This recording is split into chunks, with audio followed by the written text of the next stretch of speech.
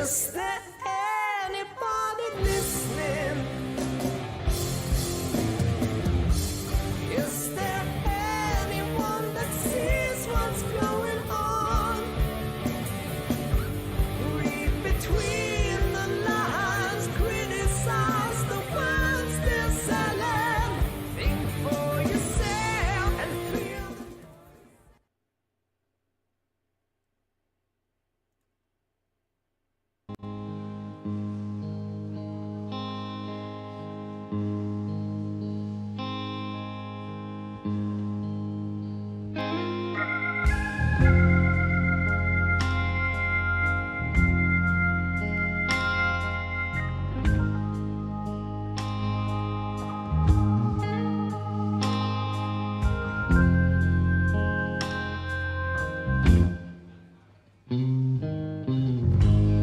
Find it hard to shed a tear. Brought it on yourself, my dear. And wrong as I may be, don't leave the light on for me, 'cause I ain't coming home. It hurts me, babe, to be alone. Yeah, hurts me, baby.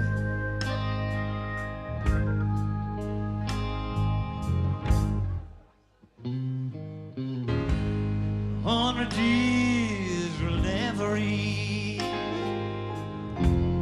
There are things that I won't believe when I saw it in my own two eyes.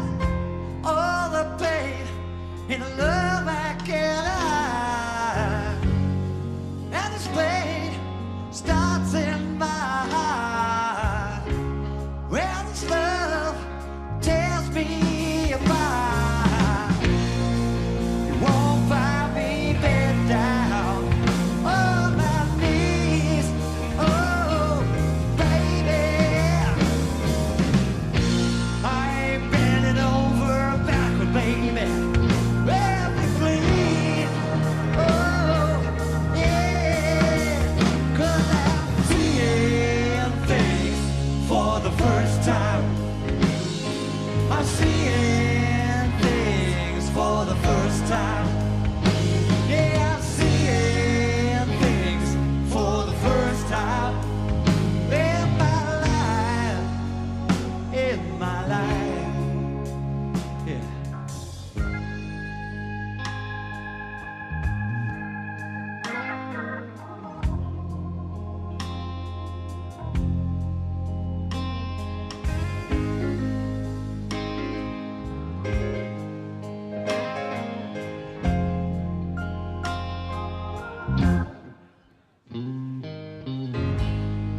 And I used to be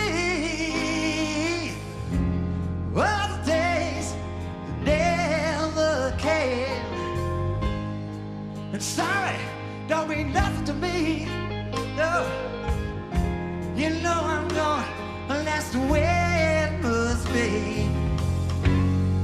So please, I've done my time loving you back.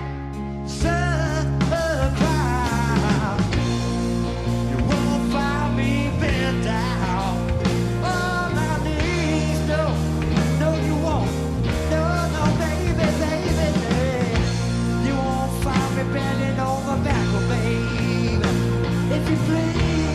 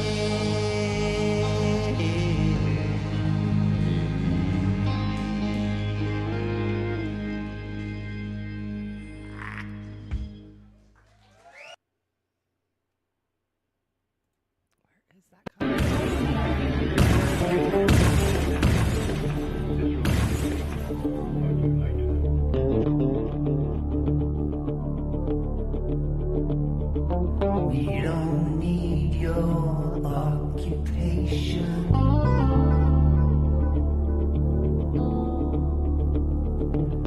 don't need no speech This is control. pure anti-Semitism. Anti-Zionism is anti-Semitism, period, full stop. No Zionistic, fascist, racists.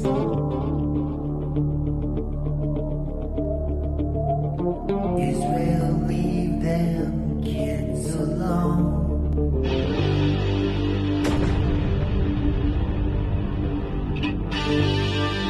Hey! Israel, quit killing kids with drones!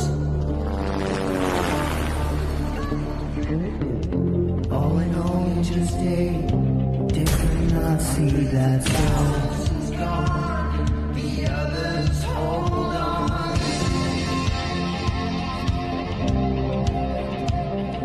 Home is just a memory.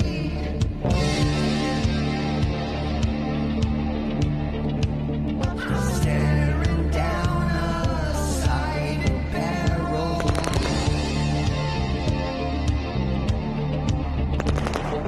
What else did they expect from me to choose?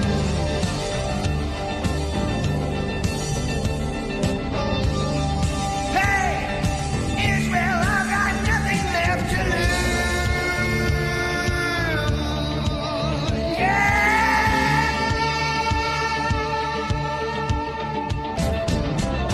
All in all, you're just another Nazi, that's all.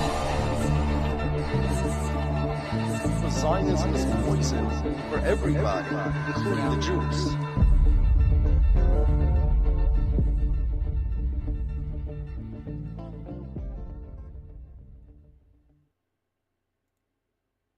Vote for me, because I'm not fucking 95 years old, and I still remember where I parked my truck a few hours ago. Because I'm running for shit. Vote for me, and I'll make it a law that if you talk shit on the internet, you have to fist fight in real life. Because I'm running for shit. Vote for me, and I'll make everybody that's in the fucking Senate and Congress work in fast food for the next 8 fucking years. Because I'm running for shit. Vote for me, and if we got a problem with another country, I'll catch a fair one with their leader, and it'll be fucking done with. No more wars. Because I'm running for shit. This message is approved by Captain Motherfucking Isosceles. Bitch. Is there anybody listening? Is there anyone that sees what's going on? Good morning and welcome back to the Trailer Park. I am Chanda-Masta and this is your Hello Monday. Apologies, Rumble. You guys, I'm so sorry if you're hanging out at Rumble or if you were hanging out at Rumble. The Rumble's been acting really crazy the last week. Like, Oz and I have had trouble getting into it, but honestly, it wasn't Rumble's fault. I forgot to put the keys into the restream last night, so my bad. I will upload it after the show, but if you normally watch on Rumble, I'm really sorry. I did put a note in the chat over there that you could head over to YouTube or to Rokfin to watch. You know, I'm not too sad about us not running on Rumble. Here's the thing. We're going to talk about Rumble. And they're very problematic. First of all, they hate any real media, any truth-telling independent media. But they seem to be all we're going to have left to rely on once YouTube takes the total truth off of YouTube. I mean, Fee has completely lost her channel this week. So, yeah, we got lots to talk about. Good morning, chat. What's up? Let me see if I can get the chat in here. Ah, there it is. You know, we're running on both Beauty and the Boomer and Trailer Park Pundit now. We used to only run on Trailer Park Pundit, but yeah. I figure why not get both channels hit at the same time if we're going to do it big. So we're going to try to do it big today. And when I mean big, we got a huge show. I think I got up this morning about 4 and I had a 75 slide deck. Well, it's up to 95 now. So Oz and I were busy this morning getting you guys updates. We got lots of things to talk about. We're going to recover the debates because there's still more to talk about. All of the Democratic pundits losing their shit because they just realized Biden has dementia. What? What? That's kind of crazy. What else do we got to talk about? Spain joins the ICC for calling Israel out. That's good. That just broke, actually. Let's see, a couple of other breaking things that didn't make it on the deck are the Supreme Court saying that, when you're president, you can do illegal shit and nobody can prosecute you. But you have to be acting as president when you do it, or they can still charge you. So I don't know what that means for Trump in the future. But of course, Trump's Supreme Court would come back with that ruling, right? What else? There was a couple other things that broke this morning. I'm trying to remember. Well, I'll think about them. Good morning, Kate. Good to see you. Happy Monday. Happy Monday, Popeye. Vic's hanging out. Mastermind's here. Hey, Steve Wolfbrand's here along with Mouse SF. And did I get Natalie? How's it going this morning? Who else do we got in here? I got Steve. I can't, because of the restream, put your guys' names like next to it. You guys know I'm blind. Maybe I should put my glasses on. Let's see. Steve's over there. Oz is hanging over at the land of Oz. Hawk 2 girl, you're here. Aw, thank you. You guys like that cover card? Yeah, I'm going to spit on it. I figure we get a little 4th of July in here at the trailer park, right? It's a trailer park 4th of July, which you know what that means. Hot dogs and fireworks, because that's what it's about in America. Hey, Grape and Tyne, good to see you this morning. Hello. I feel so bad I didn't get the Rokfin up. I very rarely forget. I have about 20 steps to get a show up, and I just forgot one step last night. My bad. Let me get the Rokfin up here. I think the Rokfin's still going. Hi, Anna Maris. What's up? Did you guys see the compilation? And I know you saw the Jesse Jet compilation that INN dropped. Oh, it was so good. It was so good. Kate's hanging out over there with Fred Edwards. Hi, Fred. Good morning. Happy Monday. Happy July 1st. It's actually summer. Well, it's supposed to be. It's not summer where I live. It's like 52 degrees and been raining all week. But I get to watch the rest of the world melt down and lose their shit every summer. So that's always amusing. That was funny. That little clip of that intro. Vote for me because I remember where I parked my truck. Yeah, right. Biden and Trump wouldn't remember that shit. And Work Week Normies, Charlie ZXI is the one who made the Pink Floyd. They're just Nazis after all. I love that. That is great. And then, of course, we opened with a little bit of Black Crows, seeing things, right? Seeing things. I got a great closer, some Devo. We're going to go out with some Devo today. So we're going to be whooping it up in the trailer park. Desert Mantis, good day. Welcome. Everybody is piling in. We'll get this show started. We got lots to talk about. Lots. Let's see. Which mouse am I using? If this one's actually going to work. Fair use for whatever it's worth. We're on YouTube for however long. We don't know. Actually, we're kind of shocked we're still here. And I think the reason behind the fact that we're still here is that nobody watches us.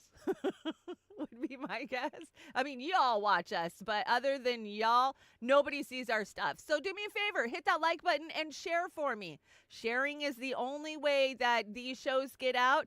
And I was listening to AM Wake Up this morning, and Steve made a really good point about there's a small handful of you, and I see you, and everybody. Dingo, you found me. Dingo, I'm sorry I didn't get the Rokfin going. Dingo always watches on the Rumble. Dingo always watches. But there's a small handful of you that keep all of us going. Like, we see you, Gregory Walker, and, we know who they are. You guys are in the chats every day. You donate the $5. You donate $10. You're our Patreons for $10, $20. That is why these shows get made, because we don't get no corporate money. We ain't no big time Jimmy Dore over here, right? We don't have contracts and we don't have advertisers. We just go off the kindness of your donations. So we appreciate you more than we can say. And let's not put a little stress on everybody. Let's just everybody give a little bit, right? I think that's how it works better. So if you want to help me out, there is the Venmo, Cash App, PayPal. You guys know PayPal goes to me the fastest. All of these sites are different, right? All the pay sites are different. Some will hold on to your money for a week. Some will hold on to it for a month. Some will hold on to it for 2 months, like YouTube. Yeah. Or you could buy me a coffee because, I unfriended the perfect people yesterday. And now I'm just good morning to the train wrecks. And do you need coffee? I'm doing something I never do this morning. I'm doing a Monster energy drink because I woke up with no coffee in the house this morning because I got to go grocery shopping and I need that caffeine, right? Just a little caffeine because I'm one of those people, too much caffeine and I am awake and geetered out of my mind for 24 hours. So I probably won't finish this full Monster, and I don't do Monster very often. Just to give you guys a quick update, welcome David Post. Welcome. I need to throw you a wrench, it looks like. Everybody who is a friend to the trailer park gets a wrench around here, so there you are. Wrench for you. Welcome. Hopefully you'll come back. Just a quick update on my mother-in-law. You know, my mother-in-law lives with me. She has for 9 years. And the last 6 months, just crazy things started happening. And she's been diagnosed with dementia. And it's getting to a point where we can no longer handle it at home. We need professional help. And it's not an easy system to navigate. None of this is, you know, Medicare. Biden beat Medicare, remember? Yeah, he beat it. And so we're asking for help. We did find her a place. We are getting assistance from the government to help get her into a place, but they make her pay the move-in fee. So I'm trying to raise money to help get her moved into a nice, secure, safe facility where we know she's safe and we don't have to be up all night. So you guys, thank you so much. Everybody who's donated, thank you so much. We managed to get her medication this month, and that was such a big deal. And thank you.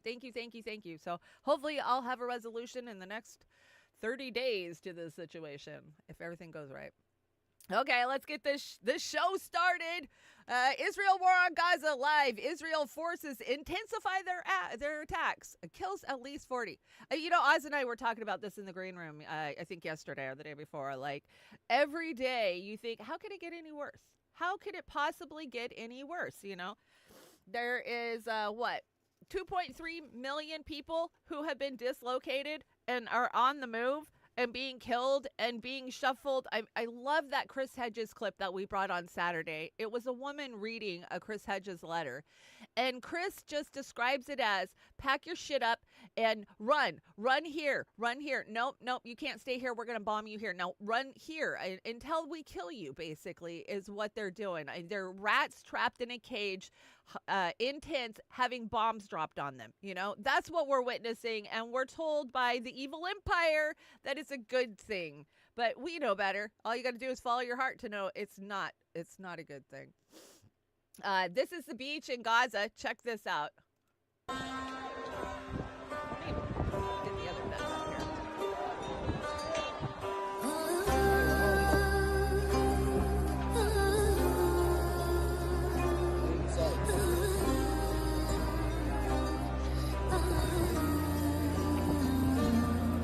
That's insane. Look at the amount of people. Oh my gosh. Those are people without food. Those are people without water. Those are people without medicine because they bombed every fucking hospital in Gaza. And, just force them out on the beach. Where are they going? You know, they don't know where they're going. They're told you have to go to Egypt, but Egypt won't take them. I can't believe we are this many months into this and the supposed humanitarians of the world aren't fucking doing a goddamn thing about this, right? Oh yeah, we're gonna take it to the Hague. Okay. How's that gonna work out for you? International Criminal Court ICC decision on Netanyahu's arrest may be delayed by the UK. Britain to make legal arguments over the what is that? Come on, get out of the way. The justification in case of alleged war crimes by Israel's PM. Well, I just heard this morning that that Spain has signed on to this. So, come on. Somebody grow some fucking balls and stand up to these motherfuckers. Like, where is the decent people in the world? That's what I want to know. Raise your hand if you're sick of this shit. I am so sick of every single day I sit down and log into social media. All I see is blown up bits of babies. I mean, how much can you take before you realize your babies are next? That's what I see. You know, if they'll do it to their babies, they'll do it to your babies. It's only a matter of time. Hey, Copeland Morris, what's up? Good morning. Make sure I got that. Yeah, I got that. Snorky's here. Two bunnies. What's up, two bunnies? Good to see ya. Did I get Grapentine? I think I got Grapentine. Yeah, the UK who did this. I know, right? The fucking UK. Of course they're going to hold it up, just like they held up Julian Assange. Think about it. They did the dirty work for the U.S. for the last 5 fucking years to put Assange into Belmarsh with bullshit chumped up charges and then force him to plead guilty to, to doing journalism and, pretty much making it illegal for everyday citizens to tell the truth when they come across it. That's what I see happening. That happened under the Assange case. But of course, the UK doing the bidding work of the evil empire. Hartman, I don't know what you're shocked about. Hartman's always shocked about something, right? Kate, have you watched Hartman lately? How's he been? How's he been after the after the debate? Is he justifying that Biden's okay? I can't stomach watching Hartman, but I would assume that's what he's doing, right? Or he's beating the drum for Hillary Clinton to come replace him would be my guess, because that would totally be a Hartman move. This is a Chris Hedges, and Tom Hartman, I think you should listen up. Is the collapse of the U.S. empire a prerequisite for Israel to stop its genocide? Would Israel's economy have enough resources and time to build up a local arms industry in such a case? The collapse of the U.S. empire will have a significant, very dramatic effect on Israel, because the collapse of the U.S. empire means the collapse of the U.S. dollar. The day the dollar is no longer the world's reserve currency, that will be catastrophic for the American empire, because we won't be able to fund it, people won't buy our debt, and it will be catastrophic for Israel. Would Israel's economy have enough resources? I can't answer that question, except that right now the Israeli military is completely interdependent on the U.S. arms industry. And without the U.S. arms industry, we would not be able to continue to prosecute this genocide. Yes, 100%. If you haven't signed up for Chris Hedges' emails, his email list, definitely do. And Matt Taibbi. They drop some really interesting articles from time to time. Global Solidarity 17, welcome to the chat. If you give me a second, I will throw a wrench at you. And Grapentine, hey, it's always good to get called out multiple times, right? A couple times a day is always good. Anyways, Tom, why are you always so shocked at the truth? I wish we could shake the truth into Tom, but, he's one of those professional managerial class gatekeeping shitlibs who doesn't understand how bad the economy is, because he's living just fine, just like all of them are, right?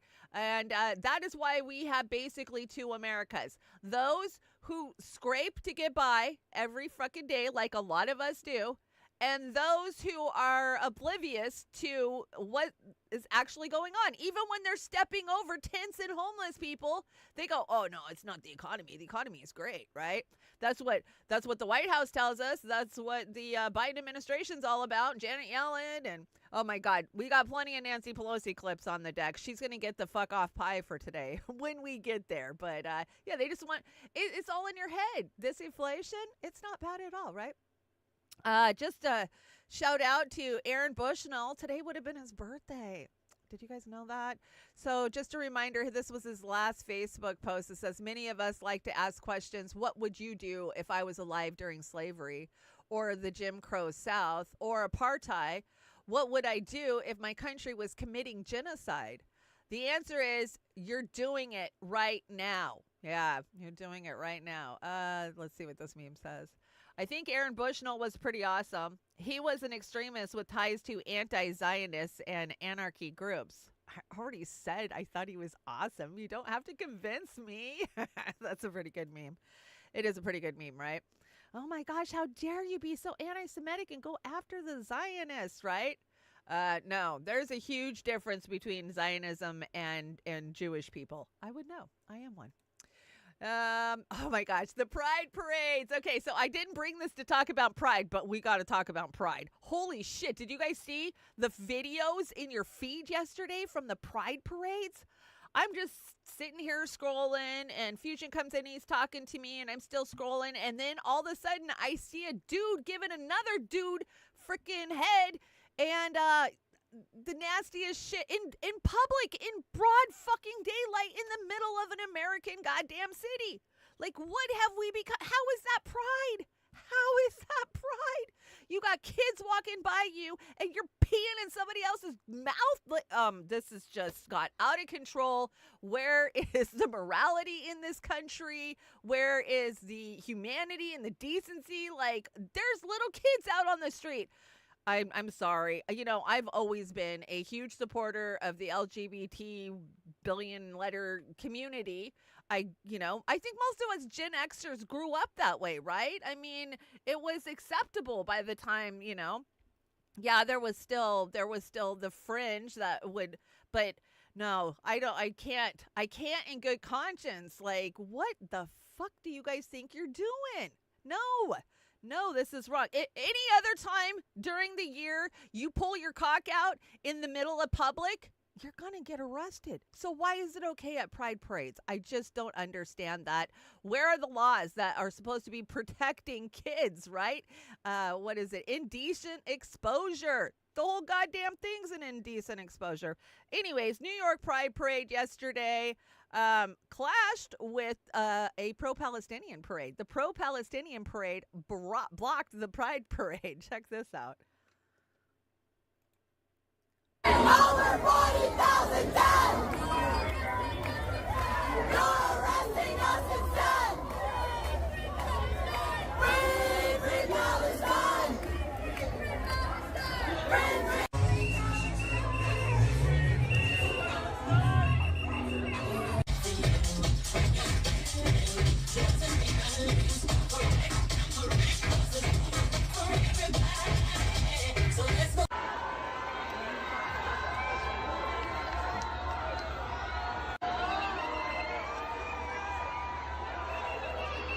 People think they're activists, I mean, I stand, for the pro-Palestinian.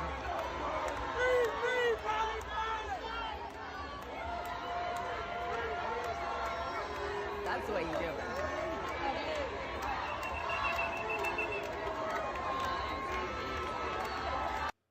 Well, I did see that the Dykes on Bikes in Seattle's parade yesterday did have a lot of ceasefire banners and flags flying off of their Harleys. So that was good. Like, okay, at least they're, because normally I kind of conflate the pride movement with the Zionists. I'm sorry. For me, in those bubbles, they're kind of the same. I mean, I'm not saying all of them are, but generally they're that corporate following. I have lots of friends that marched at Pride this year, and they marched for corporations, huge corporations. Like, come on. You're not being an activist when you're marching for Starbucks. Like, that's not activism. You might feel like it is, but I promise you at the end of the day, all you're doing is advertising Starbucks. So there you are. But I'm glad to see that some of the protesters out there, or celebrators, were protesting for Free Palestine. What is this? Oh, I didn't bring the video on this, but because you wouldn't understand it anyways. We all know Zelensky's voice, right? And he wants you to know that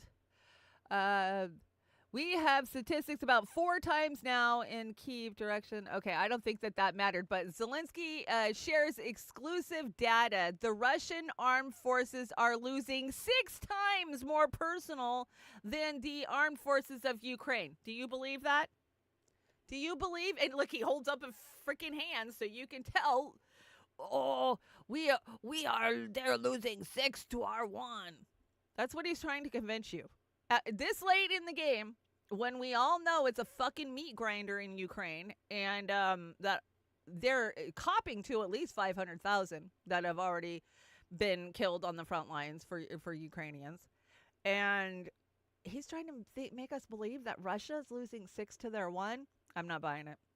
I'm sorry. He can tell the stories all he fucking wants, but nobody's buying it that's paying attention. Zelensky, stop. Kate says, I come to Shanda and Beauty and the Boomer news shows. Highlights. So I don't have to stay online all day and all night. Oh, thank you, Kate. That's what we try to do here. I try to go get you the best of the internet from the day before or the week before, and we'll just recap it. A lot of people like, oh, I don't like your format. You're not a real whatever the fuck you want to call us, right? You're not a real podcaster. You're not a real journalist. I've never called myself a journalist. I'm an entertainer. And what I'm trying to do is consolidate the stuff that I'm interested in when I'm online through my vast network that I built over the last 10 years and share it with you. That's all I'm trying to do. And if you find value in what I'm doing, hey, you can hit that like, hit that share, or drop me a super chat or a donation. So thank you guys so much. Let's see. Old man Barker, good to see you. I see. I'm trying to retrain my brain not to say Baker on that one. Oz dropped this on the deck. Let's see. Arrest Netanyahu. Join the People's Red Line shutdown in D.C. July 24th with Code Pink. Oh, this is Code Pink. Good. Good for Code Pink. I'm glad. It's a good thing I don't live on the East Coast because I would be in D.C. every fucking week protesting for something. But, as it is now, I live on the far other side of the country and it takes me $1,000 to get there. So if you can get there, go, please. Let's see. I think this is a Ukraine post. When you're looking for a classy way to show everyone that you're deep throat military industrial complex propaganda. Oh, definitely. Israel and a Ukrainian flag pin. Oh my God. Let me guess. This is an elected member of Congress would be my guess. I would probably would win that bet if I had to, right? This is what they do.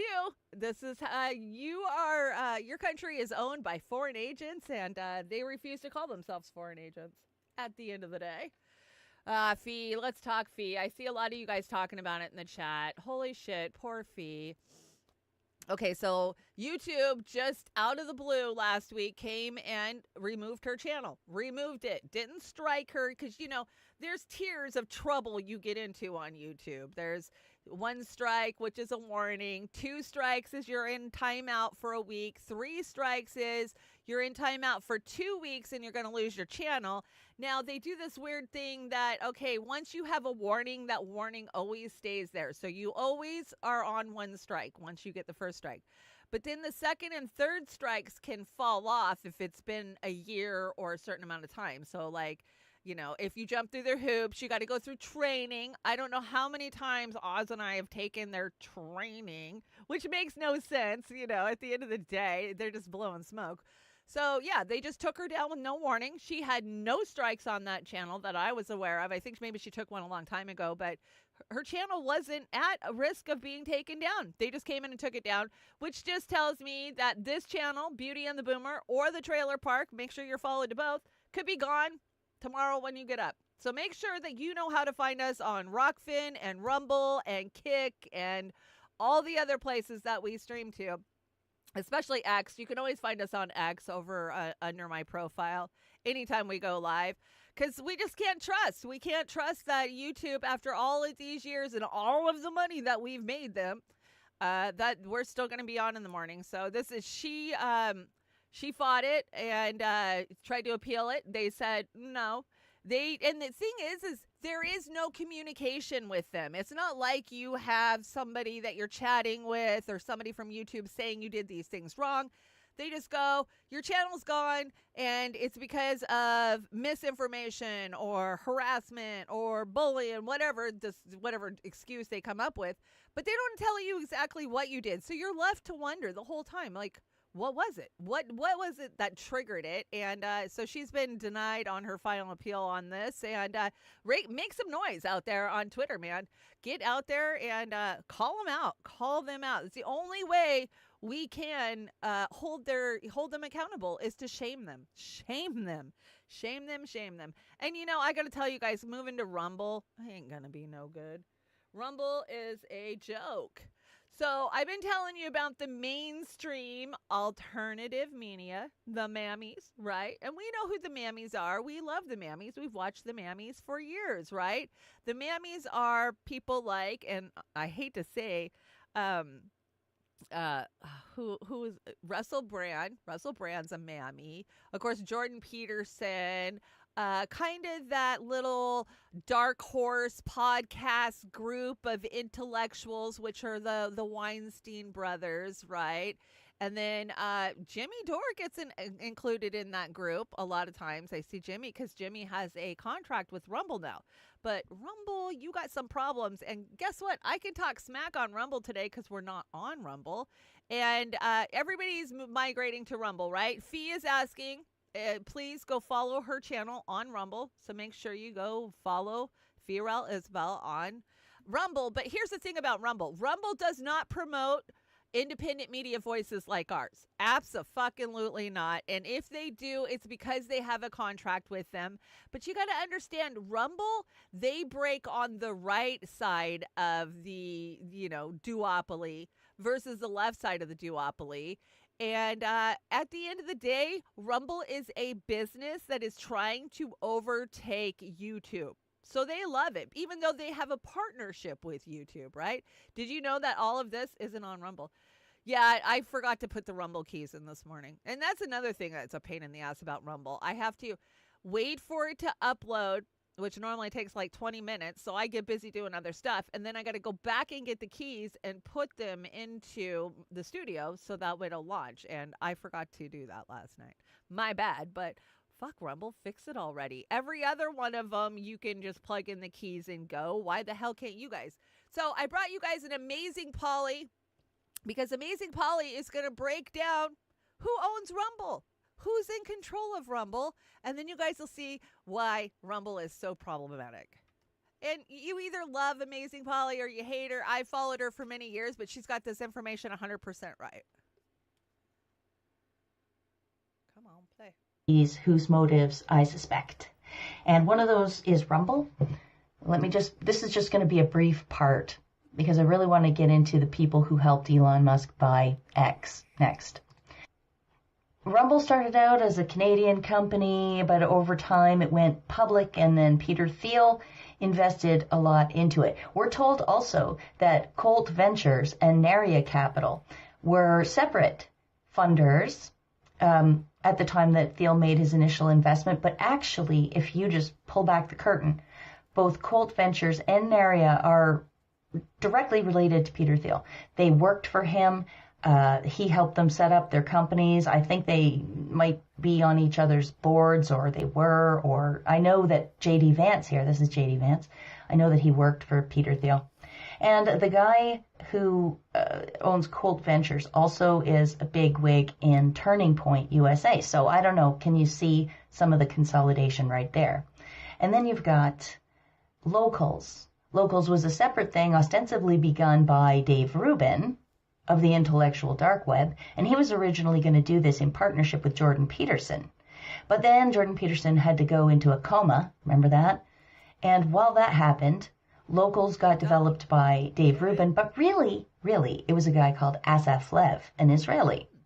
Anyway, so a bunch of social media personalities went over to Locals, and they started on that platform. But in short order, Locals partnered with Rumble.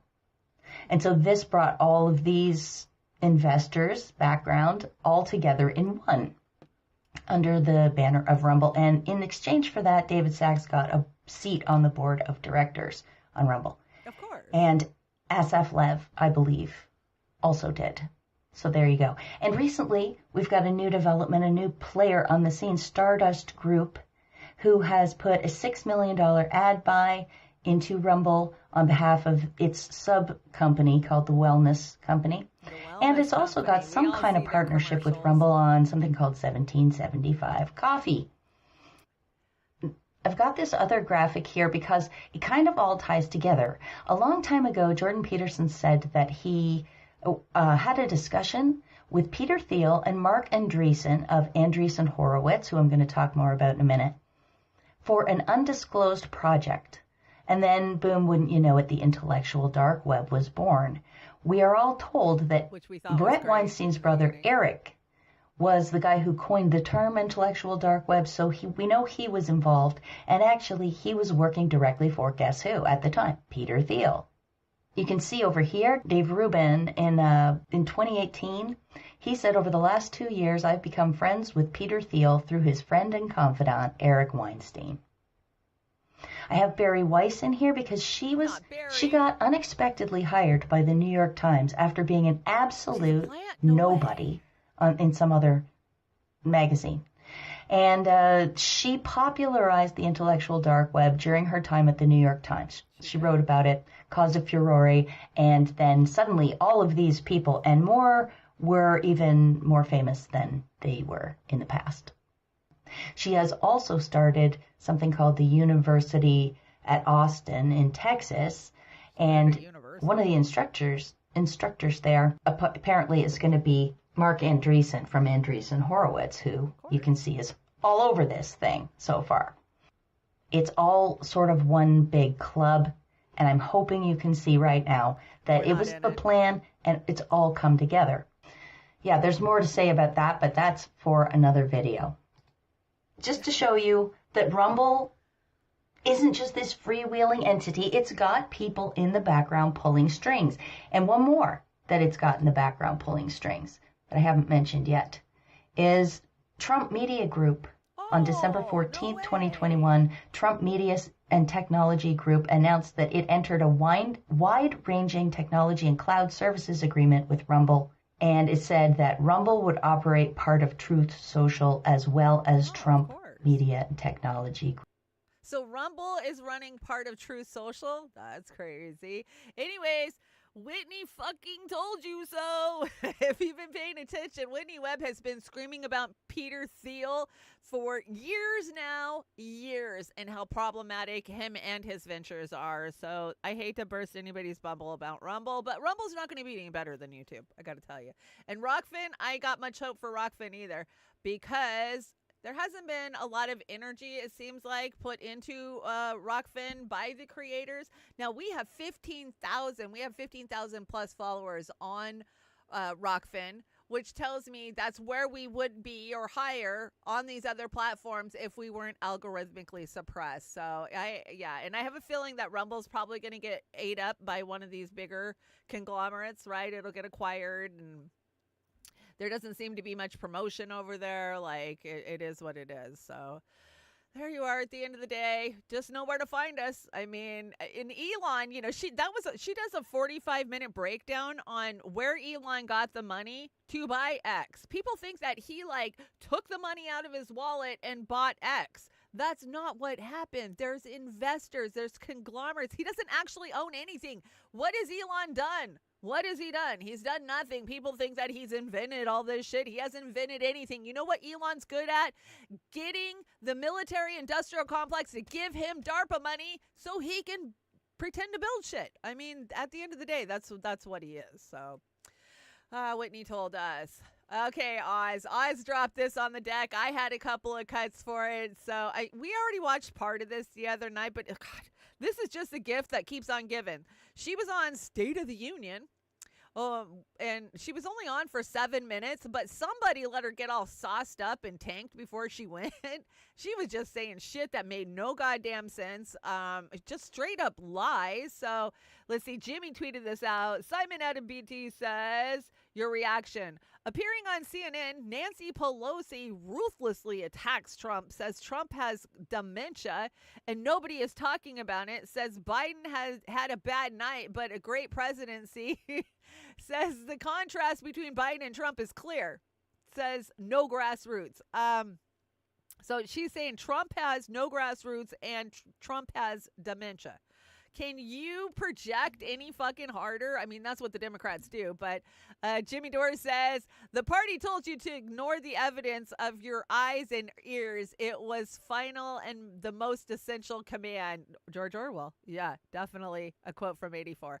Okay, I think this is the first, Oz, I think you cut this is 2 minutes in. So let's listen. I think this is when she tells us there's 16 Nobel laureates who say the economy is great. Yeah. Because they're not bought and paid for. Party, a close ally of President Biden, former House Speaker Nancy Pelosi. Thank you so much for being here. What is your reaction to that poll? 72% of voters say they don't think that the president is fit mentally or cognitively to be president. Well, what do they think about the other guy? Do they think that he has the integrity to be president after that performance? Let us not make a judgment about a presidency on one debate. Let's talk about what it means to people in their lives. And that's why you're not seeing much change in the polls on this. The difference between Joe Biden and the former president is so clear. If you are a woman and you care about your reproductive freedom and your health, and women do, you see a complete difference between enforce a woman's right to choose on the part of Joe Biden and a ban on abortion with the other guy. If you care about job creation in America, 15 million more jobs created by Joe Biden, the worst job performance record since Herbert Hoover for the other guy.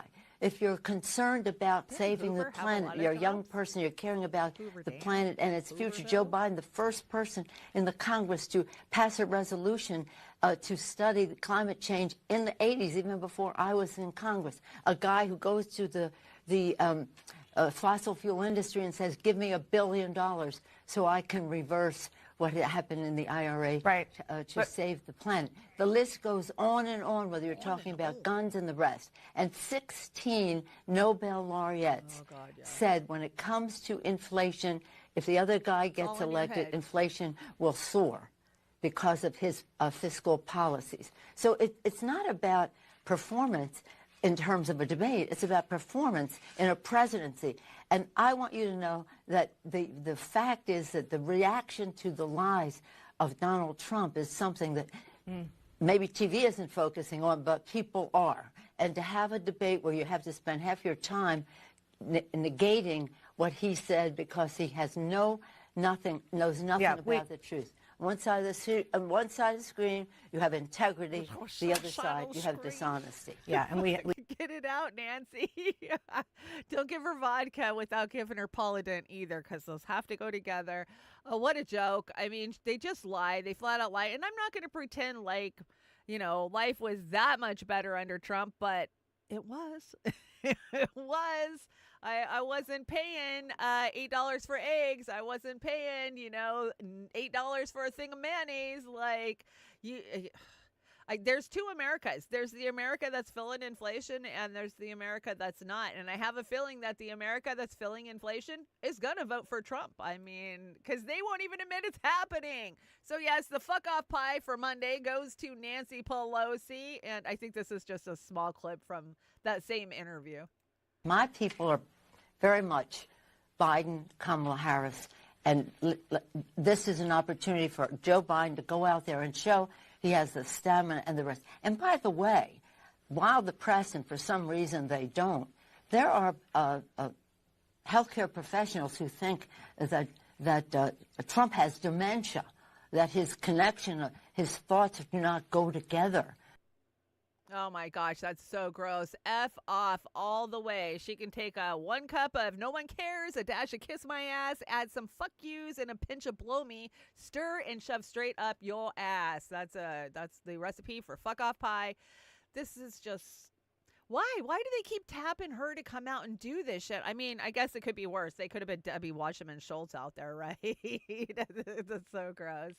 What's up, chat? What you guys need? I see my name being shouted out at 4737. Carlin, hello. Good to see you. Good morning. Jilly Love made it into the chat. What's up, Jilly? Did you see that Amazing Polly clip? I know you like Amazing Polly, too. Rich from Wisconsin's joining us. Good to see you. Thanks for joining us. And I think I got 2 bunnies earlier, and I got mouse up. I try to shout. I tried to shout you guys out as you come into the chat. Let's see. I probably had more to say about that, but I'm so over it, and I just don't even care. Let's see. The party told you to reject the evidence with your eyes and ears. It was their final and most essential command. His heart sank as he thought of the enormous power arrayed against him. The ease with which the party intelligence would overthrow him in a debate. The subtle argument which he would not be able to understand, much less answer, and yet he was in the right. They were wrong and he was right. Yeah, that was a good part of that book or movie, depending on which one, I have the book and I've seen both movies, so Hey, Tom, what's up? Good to see ya. Tom hanging out over with Jim on the Rokfin. Yeah, no Rumble today, guys. My bad. My bad. Hey, it's Monday. You got to cut me some slack. Years of alcohol abuse. Yes, driving Miss Macy. Oh, my gosh. I mean, you bet she smells like vodka when you stand next to her. Vodka and piss would be my guess. And Polydent. Vodka, piss, and Polydent. That's probably what she smells like. And fancy ice cream. Fancy Nancy ice cream. So Dana Bash, of course, was the one doing that interview. And Dana Bash was also one of the commentators or moderators for the debate. And some say she was signaling Joe Biden to try to get him to focus his attention. Because if you watch the debates, many, many times during that debate, he would be like, just losing it, like staring off into space like he wasn't there. Like, so check this out. I don't know. Some people are saying, no, she was trying to get Trump to stop talking. I don't know. You tell me. Is this trying to get Trump to stop talking, or is this trying to get Biden to focus again? Oh, come on. Why you got to do this to me this morning? Just play. There we go. President Biden, a record number of migrants have illegally crossed the southern border on your watch. Overwhelming border states. And under the issue of immigration and border security, President Biden, a record number of migrants have illegally crossed the case temporarily allowed.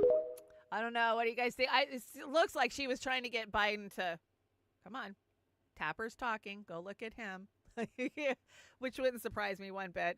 But of course, you know, the mainstream media is like, no, that's not what happened. I think there was even a fact check on this. There's a fact check on everything. You know, I have one of those fancy dancy fact checker titles where I get to see the community notes before and vote on them before they get put out for the public. I don't know how that happened, but oh my God, every damn post now will have 4 or 5 people's opinions. Opinions are not a community fucking note.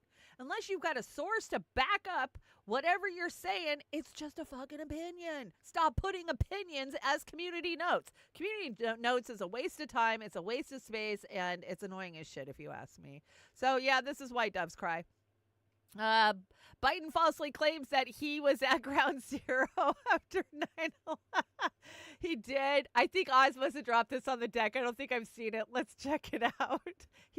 Seriously? He thinks he's everywhere, right? He's every ethnicity. He's been everywhere. Oh, this is just sad. And he has done, I don't know if it's similar things, but he's sort of told some stories that don't line up quite like this before. Yeah, this president has a pattern at this point of either inventing or embellishing stories about his own past, his biography. He did it 3 times in one speech last month alone. He claimed he had witnessed a bridge collapse in Pittsburgh when he actually showed up about 6 hours later. He claimed that his grandfather had died just days before he was born himself at the same hospital. In fact, his grandpa died more than a year before in a different state, not the same hospital.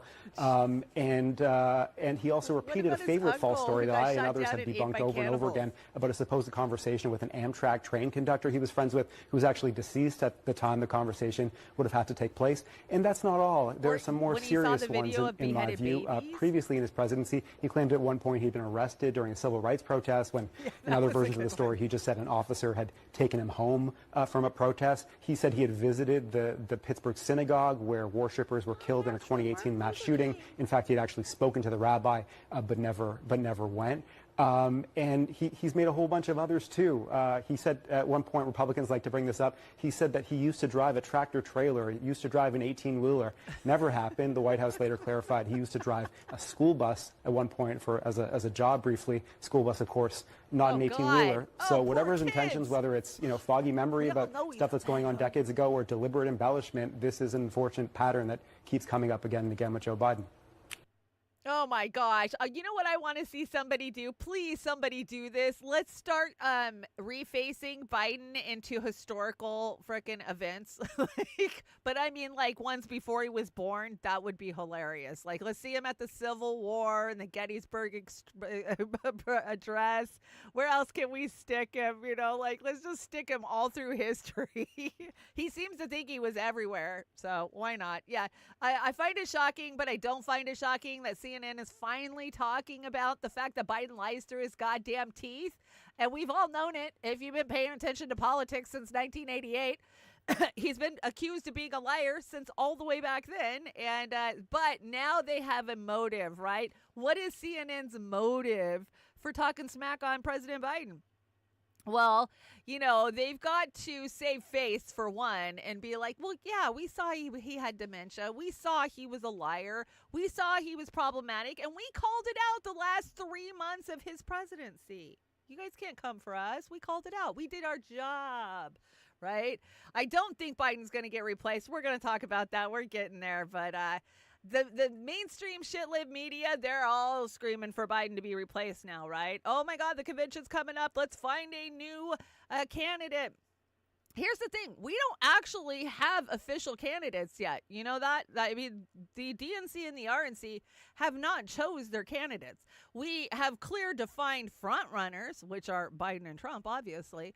But there is no official, these are who the delegates are going to, right? Remember, a lot of people across the primary voted for uncommitted delegates, meaning whoever they decide to roll out onto that stage at the DNC could very well be given all the delegates. And there is precedence for this. We saw this, you know, what, 100 years ago? About 100 years ago when they replaced, it was FDR.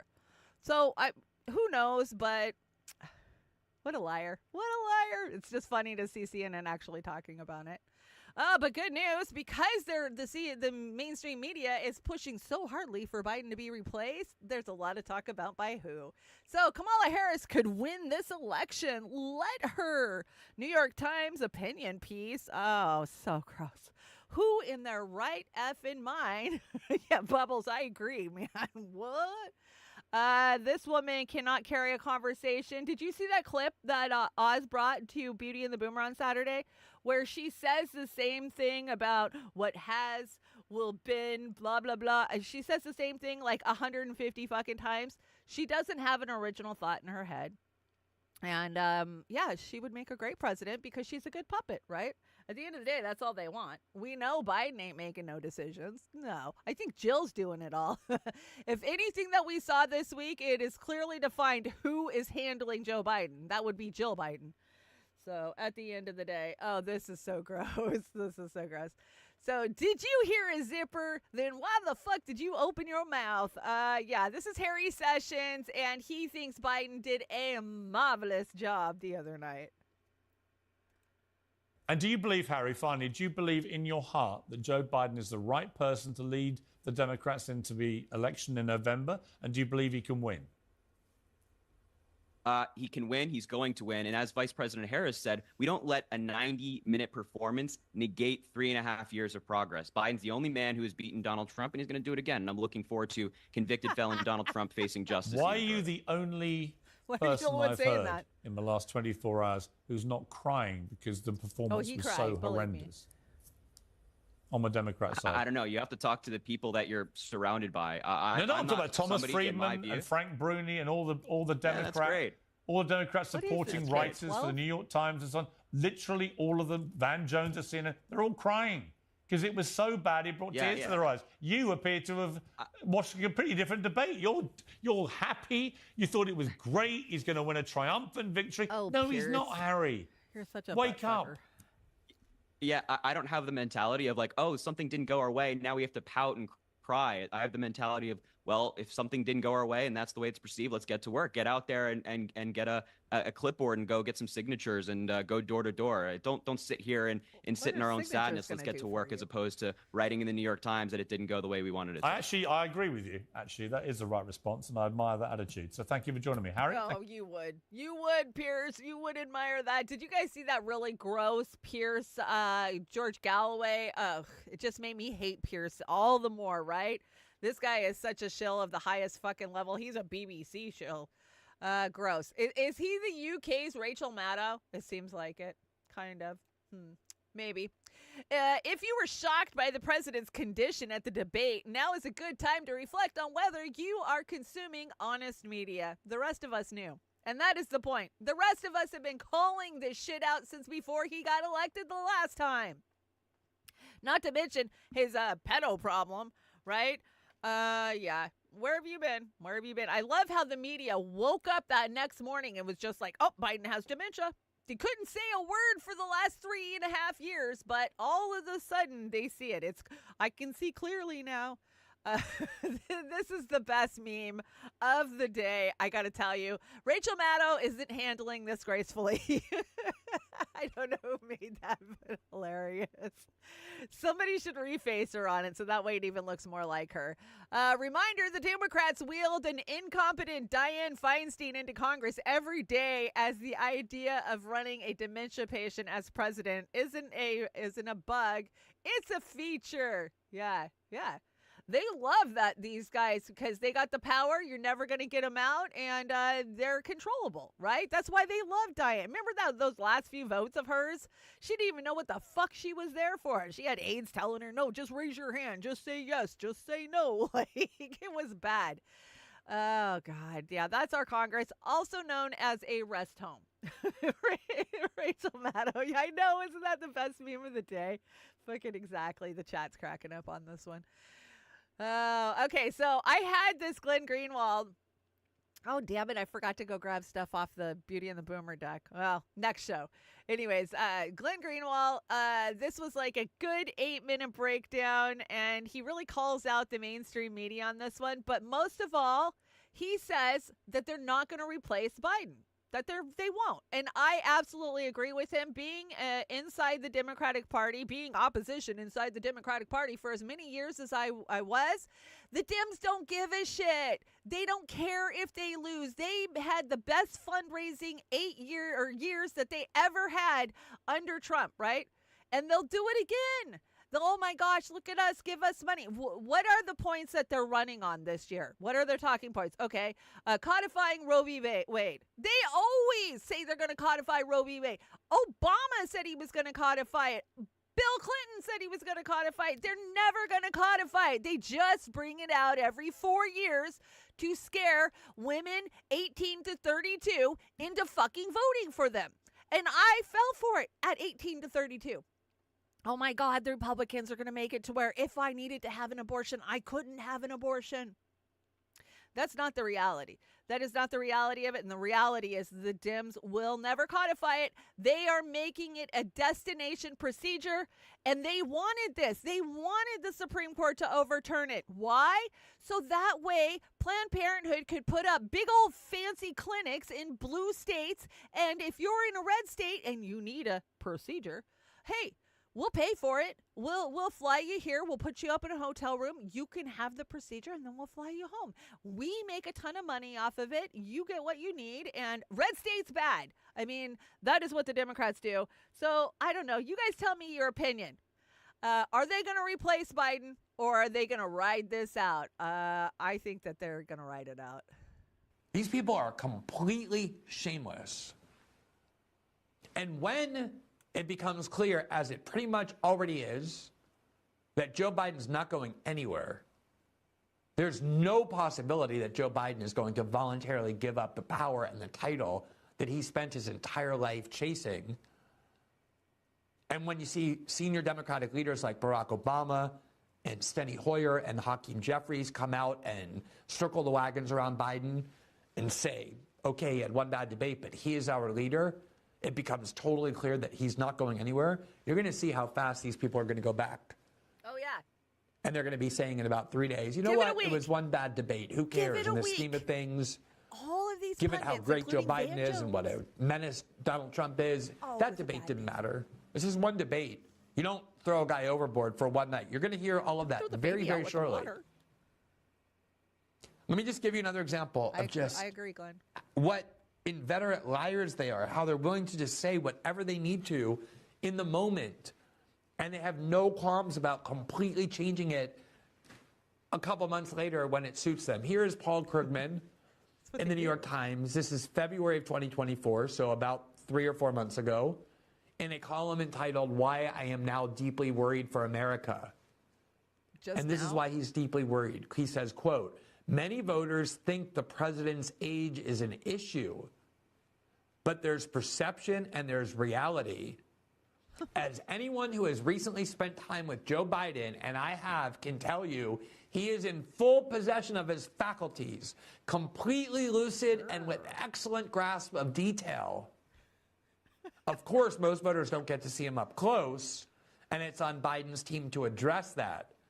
And yes, he speaks slowly and quietly and a bit slowly, although this is in part because of his lifetime struggle with a stutter that nobody ever noticed until Biden about 4 has years a ago when his stutter? brain This started is the first melting. we're hearing about it? What? He even went so far as to blame the stutter that nobody ever saw when Joe Biden was in public life the last 50 years. Oh, come on. He's in command of the facts. He is Did completely he have a stutter on. or cold? And I know that because I'm with him, says Paul Krugman, and I despair for the country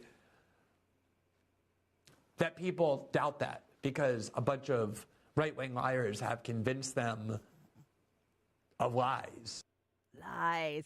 That's a really great clip. I mean, he really breaks down why he thinks they won't replace Biden. That is because the Democratic donors ultimately have control of the DNC. They knew a year ago they were going to double down on Biden.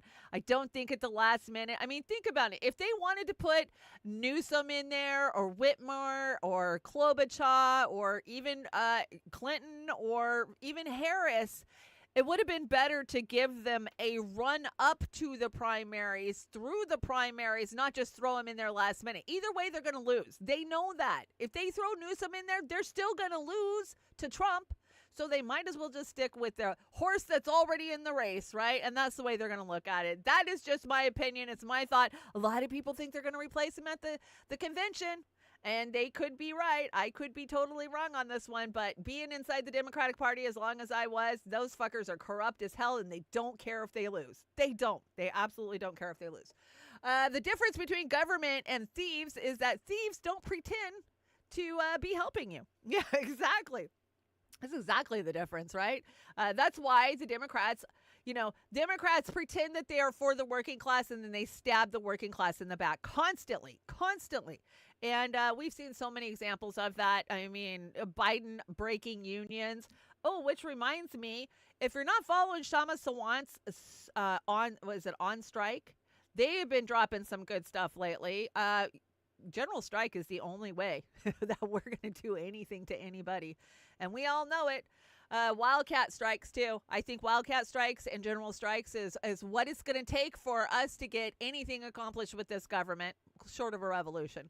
Another CNN, another Democratic donor was more blunt about the state of the play and the party's choices.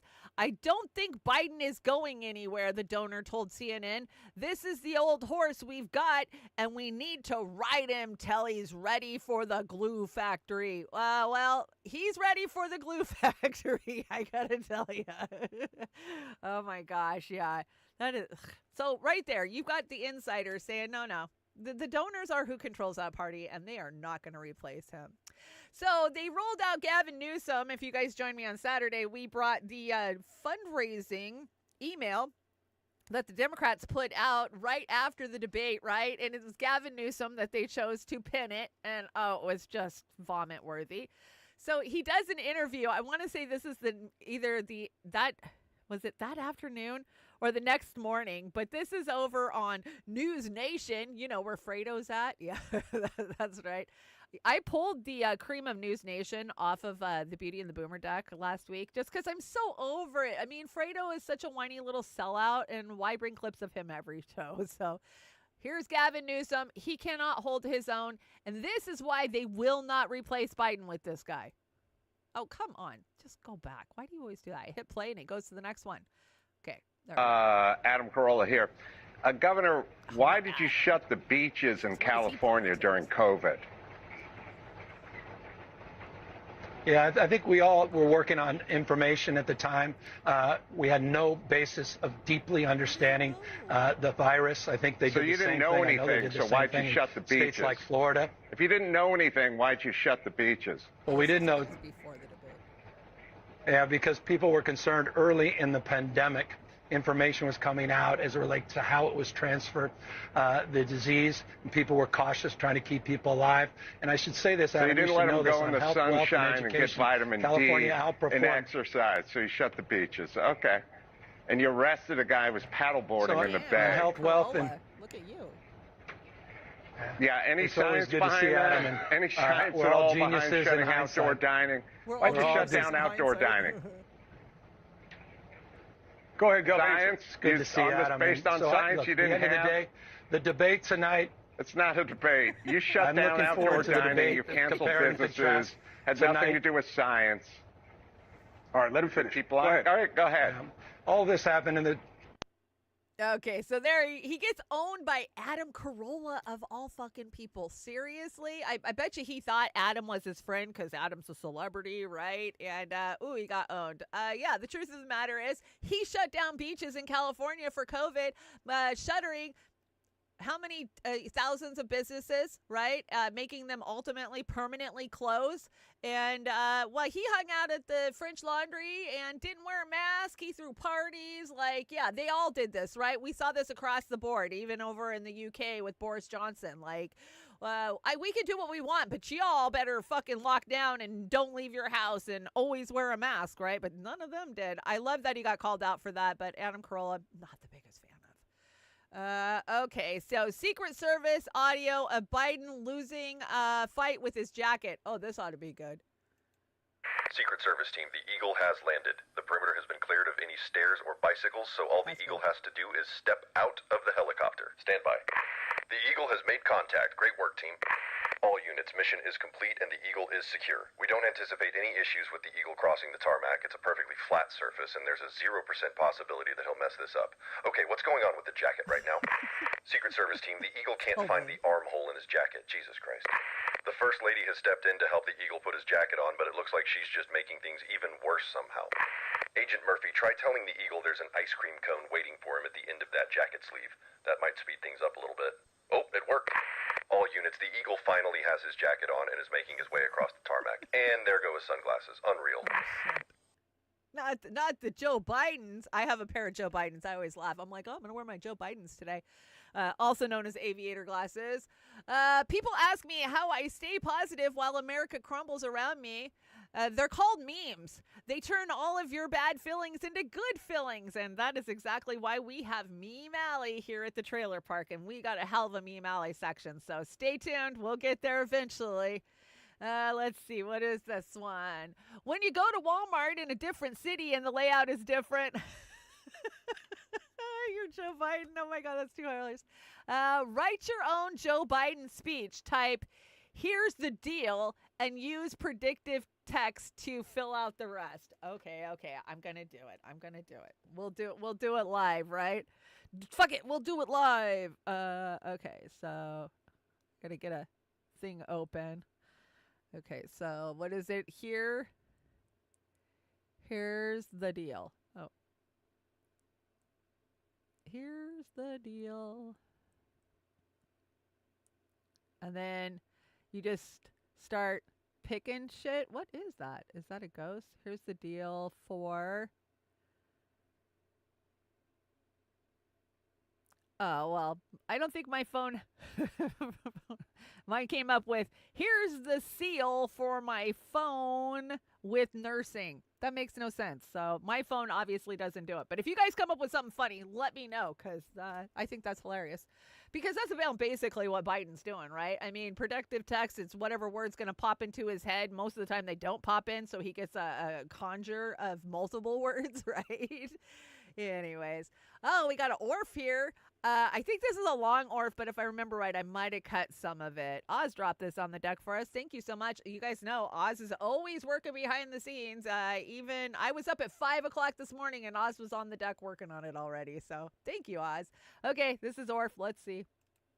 This version of Biden, intellectually, analytically, is the best Biden ever. He is sharp, intensely probing, and detail-oriented and focused. For example, we have 1,000 trillionaires in America. Billionaires in America. This is a man who is sharp, who is on top of his game, who knows what's going on. He's smart. He's on his game. His mental acuity is great. This is a very sharp president. And the people that I've talked to, say he's as sharp as a tack. He's fired. They say he's sharp. There's not a problem. He was sharp. He was sharper than anyone I've spoken to. The president is sharp and he is tireless. He is sharp. As sharp as ever. And he's fine. All this right-wing propaganda that his mental acuity has declined is wrong. His brain is good. He's still great. He is sharp in meetings. I believe the people who say that behind closed doors, Joe Biden remains sharp. In meetings, Joe Biden is sharp. He's sharp. He's fit. There is nothing to these challenges, these suggestions that somehow he's not sharp. He's sharp as a tack. Making sure that we're able to make every single solitary person eligible for what I've been able to do with the with the COVID. With dealing with everything we have to do with. It's me when I'm stoned. Look, if we finally beat Medicare. Thank you, President Biden. Yeah, President Trump. it. Well, he's right. He did beat Medicare. He beat it to death. Actually, Joe Biden is sharper and has more mental acuity than Donald Trump, because more people believe that actually Joe Biden's mental acuity is better than Donald Trump. I mean, he's sharp he's funny, he's sharp as a tack. Kamala Harris says he is up to this task. He's, sharp as a tack. He's smart. He's energetic. One of the themes this election cycle is that Joe Biden is too old to lead, and so everyone is seizing upon this. And it is a classic disinformation tactic. If you edit it in such a way, you can make it appear that he fits this narrative, that he is slow, that he is wandering off. I got my handicap, which when I was vice president, down to a 6. And by the way, I told you before, I'm happy to play golf if you carry your own bag. Think you can do it? That's the biggest lie. That he's a 6 handicap of all. I was an 8 handicap. I think someone could kick Biden's ass at golf, and I played President golf in high school. Biden has proven himself to have a strong memory. He has a great memory. His mind is just as quick as ever. He is sharp enough. Biden was sharp and on top of it. President Biden is sharp. He's focused. He's bright. The president is sharp as a tack. Sharp as a tack. President Biden's doctors say he is in good physical and cognitive health. Joe Biden, sharp as a tack. The president was sharp as a tack. The president's very sharp because he is so sharp and he's on top of everything. He seems right on top of it. The man is competent, alert. Fully cognizant and sharp. He's completely mentally sharp. He's sharp. He's engaged. He is sharp, he is engaged, and he is commanding. That's pretty sharp. Mentally sharp. Biden was sharp. Sharp and substantive. He is very sharp. And he's as sharp as a tack. Biden is sharp. The president is sharp and as able as ever. This is a man that's on his game. He was focused. His recall was good. He was actually quite sharp and on top of it. He is on the ball. And you're going to see how smart he is. And This guy's as sharp as a knife. Tonight, he may have to channel both the president in him and the bruising, brawling candidate in him, and maybe a little bit of Eminem in his famous 8 Mile rap battle. That's right. I was watching live when I think Jeffrey Toobin compared Biden pre-debate to none other than Eminem's 8 Mile. I'm not even kidding. I was like, what the fuck? We were in the green room working on something. I heard it go off on my side TV that was going. I was like, they did not just compare Biden to Eminem. Like, yeah, they did. The Talking Pundits, thank you, Orr, for that. He put all the Talking Pundits together. That was a good clip, Oz. Funny. Hey, have you guys seen this? This is making the rounds. I know AM Wake Up ran it this morning. What a difference. Is it even the same guy? Check this out. So this is the difference between Biden in 2019 and Biden in 2024. I continue to think we have to make fundamental changes in civil rights. And those civil rights, by the way, include not just only African Americans, but the LGBT community. He wants to get rid of the ability of Medicare I did not oppose busing in America. What I opposed is busing ordered by the Department of Education. That's what I oppose. Making sure that we're able to make every single solitary person eligible for what I've been able to do with the COVID. With dealing with everything we have to do with. Look. That's a favorite clip of that debate. You will determine the outcome of this election. Vote, vote, vote. If you're able to vote early in your state, vote early. If you're able to vote in person, vote in person. Vote whatever way is the best way for you, because he cannot stop you. And I'm going to continue to move until we get the total ban on the total initiative relative to what we're going to do with more Border Patrol and more asylum officers. President Trump? I really don't know what he said at the end of that sentence. I don't think he knows what he said either. Look. He doesn't know what he said either. You know, the thing is we used to call Biden in 2019 senile, right? He's senile. He's up there in age. But now the word dementia is a hell of a lot different than senile. And, the mainstream media is calling him dementia now. So that's the big difference. Hey, Aram, good to see you hanging out over on the Rokfin. Happy Monday. And a shout out to DC. DC's hanging out in the chat with Gray Walker joins third party. And I know the Earl of Lur. Good to see you. And who else? I know there was a few more that came in. I wanted to shout out. I got Steve. I got DC. Driving Miss Maisie. Okay, I just want to make sure I get everybody acknowledged that comes into the chat. We still got a long way to go. We're on 34, and this is a 90-slide deck, so we're going to be here a while today. Let's see. What is this? Oh, did you guys see this stuff? Okay, so what is Biden handing off? All right, guys, watch this. Watch what he hands off. I slowed it down. It's right here.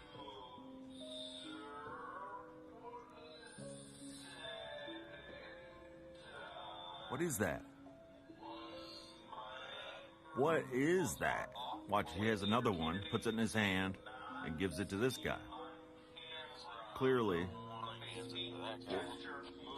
What is that? You guys know what it is? I know what it is. What is that? I'm going to run it again. Okay, pay attention. Look, he's coming off the plane. He's got something in his left hand. He puts it in his right hand. An Illuminati coin. It's a circular little thing.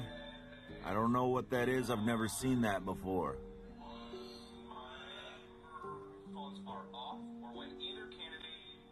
And he gives another one to this guy. It's like, what's going on there? What is he passing? Crack for Hunter. That's my guess. He's doing deals for Hunter on the side. I'm going to tell you guys what it is, but I want to read this meme to you real fast. Fact checkers be like, he didn't say that. And if he did, he didn't mean it. And if he did, you don't understand it. And if you did, it's not a big deal. And if it is, it's taken out of context. And if it wasn't, others have done it, and if they haven't, at least a mean orange man gone. Yeah, right? It's always about orange man bad. Okay, so what the hell was that thing in Biden's hand? All right, guys, watch this. Watch. Have that one set. Okay, so what is it? Well, apparently it's a coin. It's called a challenge coin, and it's something that's passed out to the military from the commander-in-chief. So sometimes to commemorate the actions of a particular person acting as an award as such, through members of the military would look upon it more as a mark of respect rather than an award per se. It is about recognizing that someone has gone above and beyond, well above their call of duty. So this is what Biden is passing out to these people. It's called the Honor and Tradition Challenge Coin. And, it's not a big conspiracy. It's something that's been happening for a long time. But, the Republican, the right wants to run with it. It is what it is. Like, I don't know why they got to be so stupid secret about it. Like, just give it to them. Why do you got to make it look like something? Let's see. I will beat Donald Reagan in September. You can take that to the post office. Yeah, we know, Biden. We know. You made Jimmy laugh. That's a good thing. This I just thought was insane. Check this out. So, hashtag or r/suicide watch, that's their handle over on X, says, if Trump wins the presidential election, I'm K-ing myself.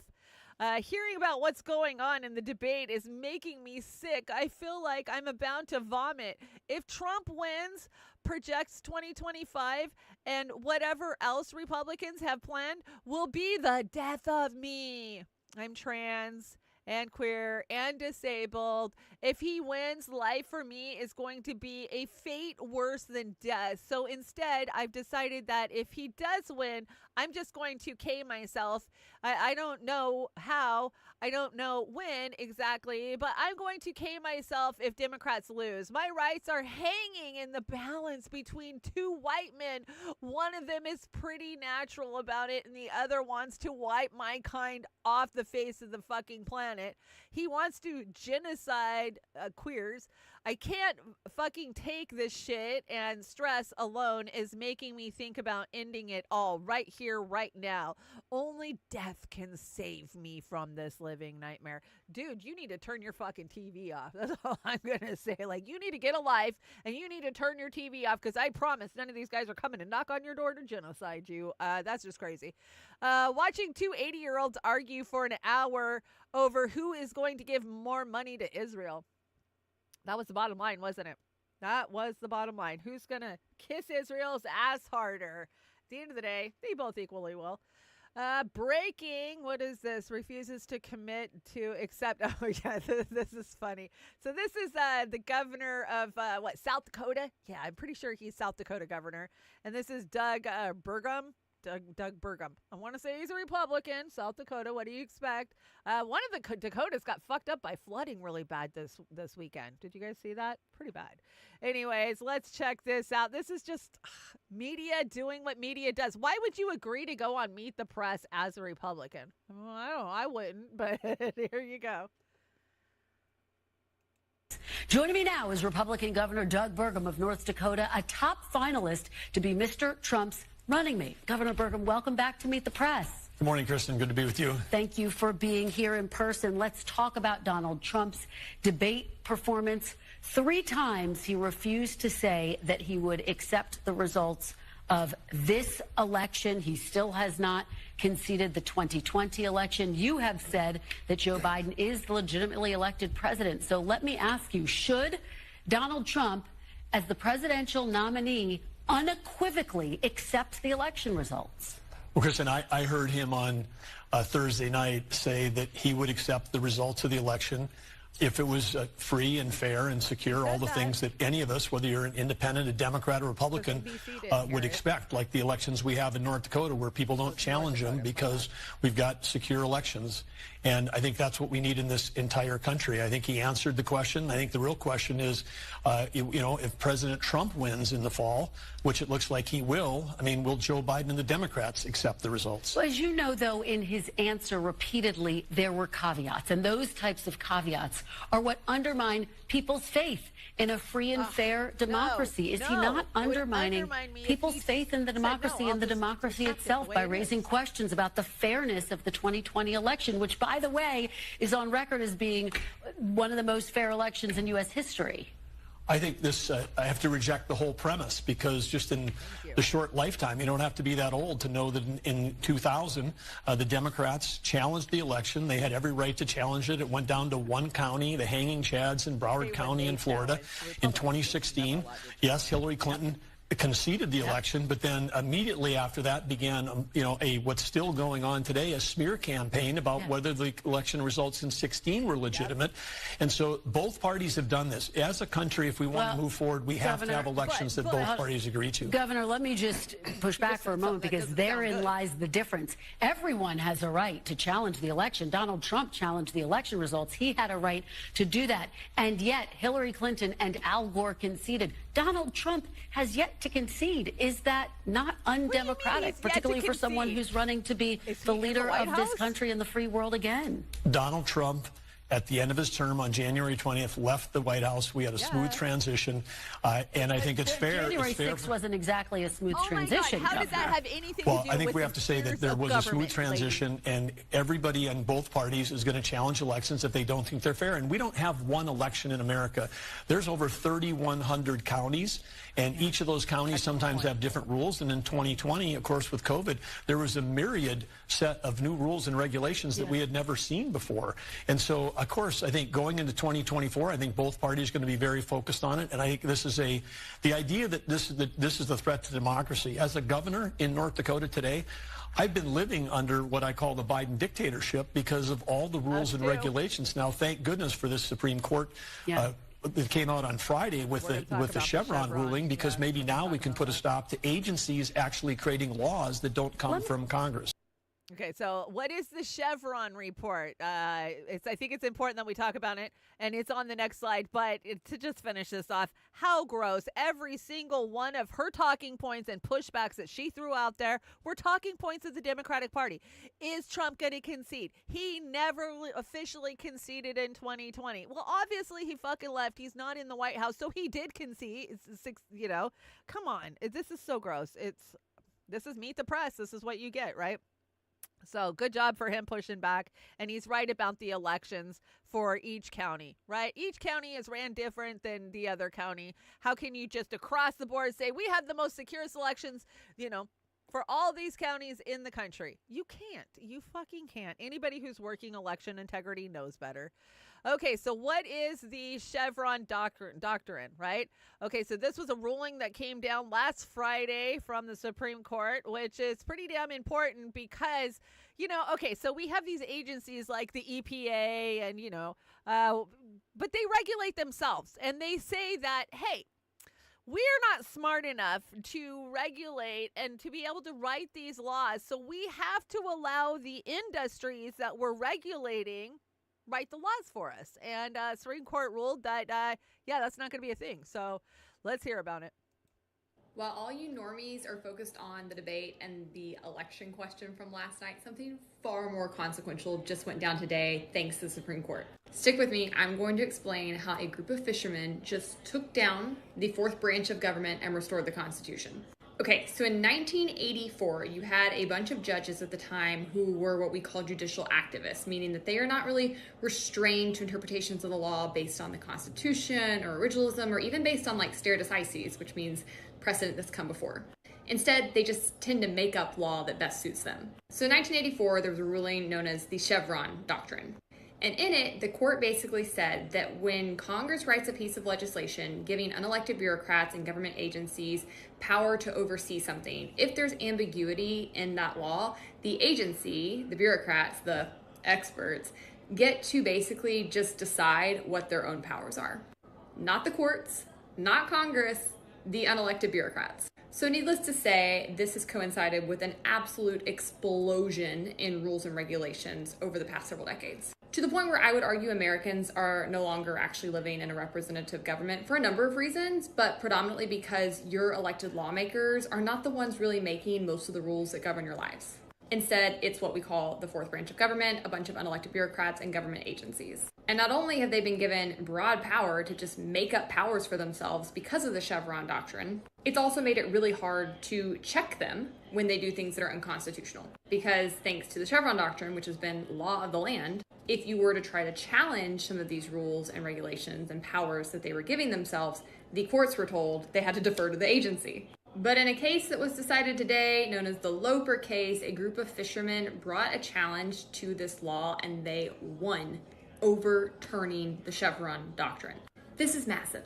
Everybody in my movement, everybody in libertarian conservative think tank world is freaking out. What this Okay, so you get the gist of it, basically. This is a law that's been on the books since the 80s, and it allowed industry to pretty much regulate itself, to write the regulations, and a group of everyday fishermen came together, and apparently Chevron doctrine is taken down.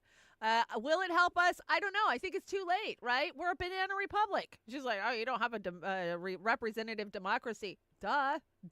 We are a banana republic. America takes 50% of your entire net worth. You know it.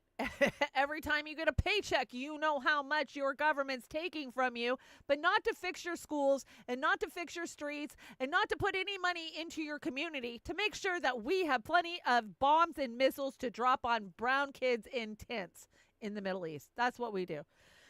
So I don't know. Is that a good thing? I mean, I guess we take the wins where we can get them. I'm glad to see it. But it'll never stop them. It'll never get rid of them. Democrats and racism. When you vote Democrat and refuse to look at what's happening, yeah, it's kind of crazy, right? I mean, I've heard people with that argument that racism was dead till Obama got elected, and I used to think that that was total hogwash. I don't think that's hogwash anymore. I think that the Dems will beat on any kind of virtue signal that they can in order to strum up, sentiment. Tulsi. Okay, so we just saw from one of Trump's front runners for his VP pick, right? But a lot of people think it's Tulsi. Tulsi's been out there doing the rounds. Have you guys seen her? I mean, we've been bringing Tulsi clips all week. And here's another one. Here she is over on Bill Maher, right? Trying to school him. But I don't know. Can she really school him? I guess we'll find out. I think it's important to look at what's actually happening. That this isn't my opinion versus your opinion and everyone else's opinion or some theory about what may possibly happen. When you look at the weaponization of the Department of Justice, you talk about all the different cases that Trump is facing, but then you can also look at how political opposition and others who disagree with this administration are also being targeted. You look at how we're facing more censorship of free speech now than ever before in my lifetime, whether it's directly or indirectly from this administration. Obviously, COVID was a huge example of this. There are many others that have come forward. Yeah, there is a lot of that. And you look at how they tried to remove Trump from over 32 ballots in different states. These are things that should not and cannot be happening in a true democracy, in a democratic republic, and things that we should take note of as the direction that we are headed in this threat that we face. Trump has said, I'm going to make sure I get even with half this country that's probably going to vote against me. He's going to go after public officials. He's going after commentators. He's going after editorial writers. He's going to go after everybody. And they're basically at stake right now. So it's not going to be a free country. He's still alive. He is out there to remove people's rights. That's the real danger. And we don't know where it's going to end. We do not know. Nobody can sit here tonight or this November and say they know where Trump's going to stop. Or whatever he's going to do. Because he's crazy. The difference is the erosion of free speech. The targeting of political opponents has actually occurred under the Biden administration. Whereas when you go back and look into the Trump administration, we didn't see this kind of attack on this. The example you use is fundamental right to free speech. He commits crimes, but Biden doesn't. So gross. So gross. Yeah. Tulsi, who thinks that she's going to be Trump's VP pick? She might pick up a good amount of the demographic for Trump if he did pick her. A woman, for one. A woman of color for 2, a woman with military experience for 3, a woman who's been inside the Democratic Party and still has a lot of the liberal support that came with her under the Bernie Sanders movement. This might be a good ticket for Trump. I'm just saying. I don't know. I know she's been popping her head up a lot lately. I mean, it makes you wonder why. What is she getting ready to run for, right? The other day, like a month ago, I brought it and I was like, what, is Tulsi selling a book? Did she write a book? Why is she out here every day saying this stuff? Because I don't know that she's running for anything. Well, maybe she's been in talks with Trump this whole time. Just my theory. That would be good.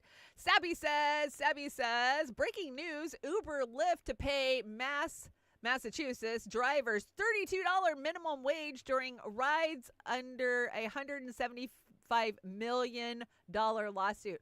Holy shit, $32 an hour in Massachusetts. Yeah, but Uber, Lyfts and all that, I mean, ultimately what you can make in a day, right? If you're getting $32 an hour, think about where your cap is. I mean, I don't know if it's worth it. I just don't, I'm glad that somebody's going to get somewhat of a decent wage, but is that even a decent wage anymore?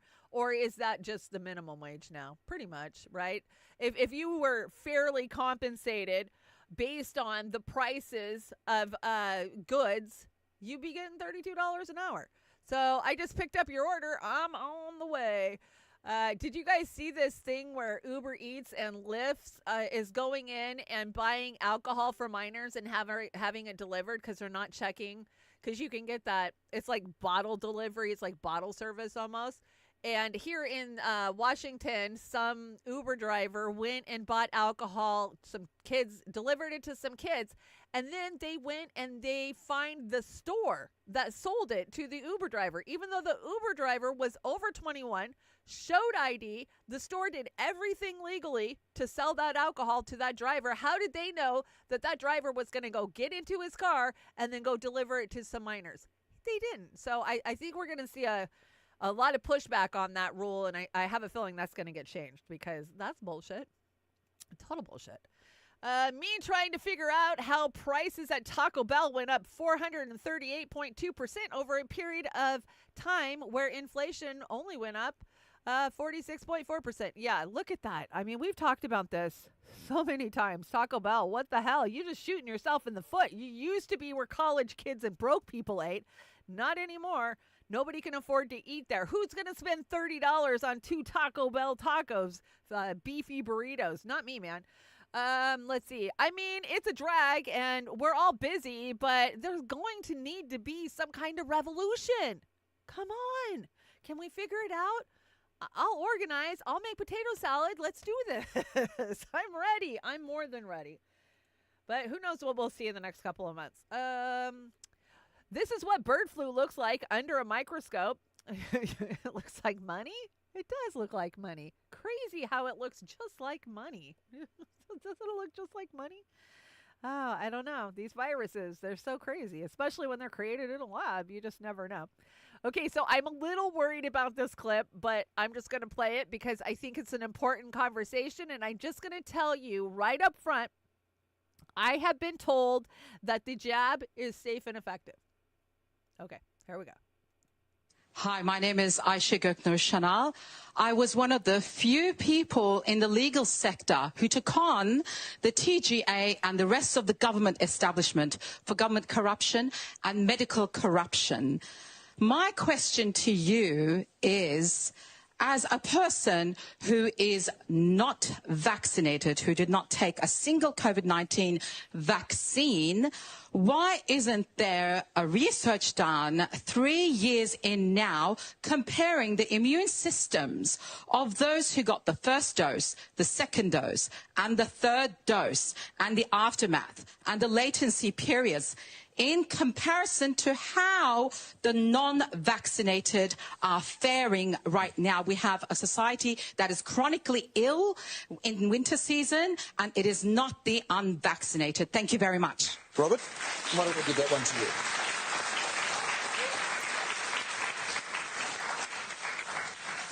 Australia has among the best immunologists in the world, and we've won 2 Nobel Prizes. We do take that seriously. We do look at the responses to vaccination. We do look at people who have had no exposure to COVID or vaccination, and their immune systems are compared. So you're wrong. And as to being healthy, that's great. I'm really pleased for you. But the people who've had COVID, who haven't been vaccinated, get more severe disease, and they're more likely to get long COVID. Once the vaccines get rolled out, and now we've had, over 12, 13 billion doses given worldwide, the research doesn't stop. It's not, we got to phase 3, let's roll it out. We've got phase 4 trials, and data is being collected and collected and collected. And if we're going to see really rare side effects, we've had 7 to 10 billion doses to see those, and we haven't heard of anything unusual at this point, but we will keep looking. In a controlled manner. That's not a test. That's just giving it to everybody. I disagree with that. Robert? Can I just say, I totally encourage people who've had a vaccine and they've got an effect, a side effect, to report it. And the TGA will look at it closely and will collate the information and will examine it. It's important. It's important that you notify, and it's important that people follow it up. Can I say something? Gigi, go. So I think that what we're seeing here is a symptom of a modern problem that we have with people who are often making decisions in positions of authority, trying to do the right thing, I think, usually, very separated from kind of the people on the street. And the people on the street are getting their information from sources other than the mainstream news, other than the health head of the department in various states, other than the kind of mainstream peer-reviewed journals. They're getting information from a lot of independent media, from a lot of independent scholars. some of whom are extremely good. And I would very strongly recommend that you guys have a look at non-mainstream sources of information. You may discover something. Yeah. Well, whatever. I'll She speak just for both of you. chastised you for watching independent media, but then in the same fucking breath, she turns to the people on the panel and says, maybe you guys should do some independent research. Like, what the fuck? But you know what I took away from that clip? The Australian people, just like our people, aren't buying this shit. You can lie and you can skew the numbers and you can tell us whatever you want. We know what we're living in real time and we know what we've lived through in real time. And yeah, we're not buying it. But at the end of the day, you're ill-informed by independent media. Another Joe Biden. What is this? If the government is allowed to break the law during emergencies, they'll create emergencies to break the law. Yeah. So this is Biden. This was July of 2021. What a difference 3 years makes. Let's check it out. Because here's the point. If we do all this, if we do our part, if we do this together, by July the 4th, there's a good chance you, your families and friends will be able to get together in your backyard or in your neighborhood and have a cookout and a barbecue and celebrate Independence Day. That doesn't mean large events with lots of people together, but it does mean small groups will be able to get together. After this long, hard year, that will make this Independence Day something truly special. COVID had only been out for 5 fucking months at that point because the media didn't talk about it all of January, right? Of 2020. Well, no, it showed up in 2020. That's right. Yeah, whatever. What a lie. Do your part. Do your part. He looks a lot healthier and a hell of a lot more cognitively spry 3 years ago than he does now. Oh, just a little update for Bill Nye the Science Guy. He is one of 8 honorees to earn a star on the Hollywood Walk of Fame this year in the television category. Seattle's Bill Nye earns a star on the Walk of Fame because he's a scientist. Follow the science. That's why we listen to the scientist, right? I got to stop messing with that. I'm trying to bring my chat back up, but every time I do, I got to move my light so I can see where my chat button is. Okay, there we are. So what do you guys think about this? Let me tell you, Bill Nye is no fucking scientist, guys. He's an actor. He's Seattle's own. Let me tell you, in the 80s, there was a local kind of variety show like what we do here. It was kind of like a mix of what we do with maybe some skits like Saturday Night Live, and he was one of the actors on it. And he did a skit called Bill Nye the Science Guy, where he would take dry ice and show you how it works, that type of things. It was called Almost Live. And for the longest time, it was on right after Saturday Night Live. And then they fired their host. God, what was that guy's name? And they moved it to 6:30 in the evenings. I mean, it went from being edgy and cool and everybody in the Seattle area tuned into it to his name was Rick Schaefer. That's right. Rick Schaefer. They got rid of Rick Schaefer. He was going to go to Hollywood and make it big, which I don't think he ever did. I think he ended up hosting some Nickelodeon show or some shit. And yeah, they ruined the whole entire show. But that's where Bill Nye came from. So to be clear, he is not a scientist. He might have some background in science. He is an actor at the end of the day. Just like Fauci. Fauci's an actor too. We all know it. He's not a very good actor, but hey, brain health compromised by climate change. Fuck, not climate change again. Climate change is going to get you in every way, including your brain. So shifting weather patterns may contribute to the effects of strokes, dementia, neurologic infections. What the hell is a neurologic infection? Is that an infection in your brain? Oh, that's scary. What do you guys think? Be scared. Be very scared. Be so scared that the only issue that matters is climate change. I got to tell you, because that's the way the rest of the world's rolling right now. Sweetie, we have to trust the government. Laugh my ass off, libtard. Yeah, don't trust your government. Just don't do it. Don't do it. Okay, so this one, you guys know I have worked on a lot of EMF issues over the last 8 years. Not something that ended up on my plate because I was concerned about radiation that was coming from my cell phone. That issue came to me because I have very good friends that are doctors that work for the government, actually. And they kept going to these continued education seminars. And when you're a clinician, you have to keep doing continued education every year. You know, you got to do so many hours of it.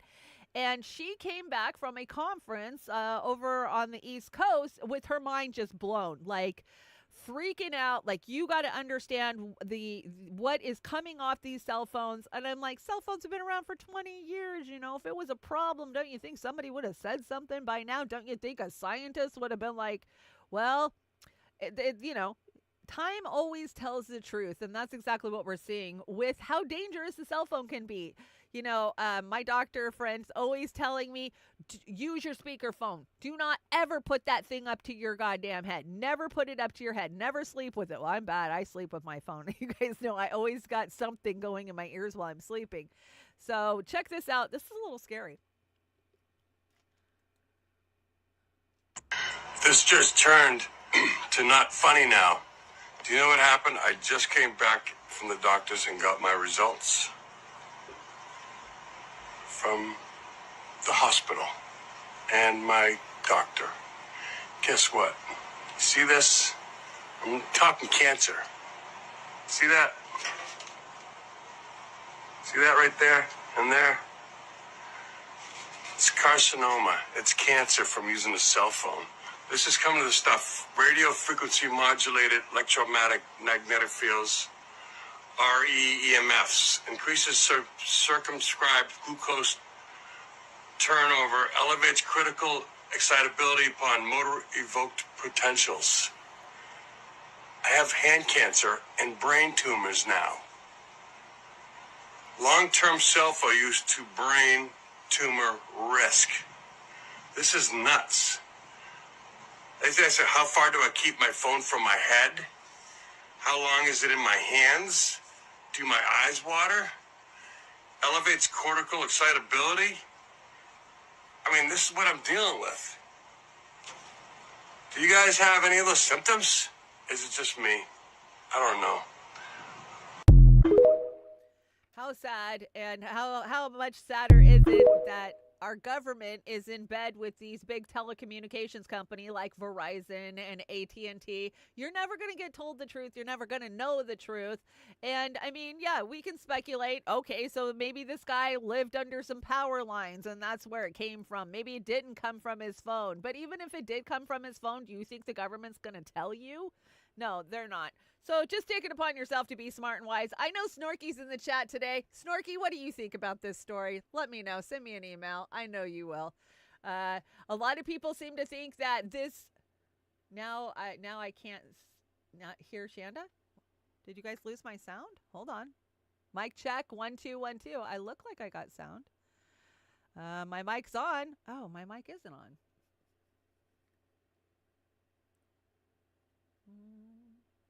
Mic check. 1 2 1 2. No. Where did my mic go? No. Why is my mic gone? I'm working on it, guys. Why would my mic just shut off? Which one's Shanda's sound? Shanda's mic.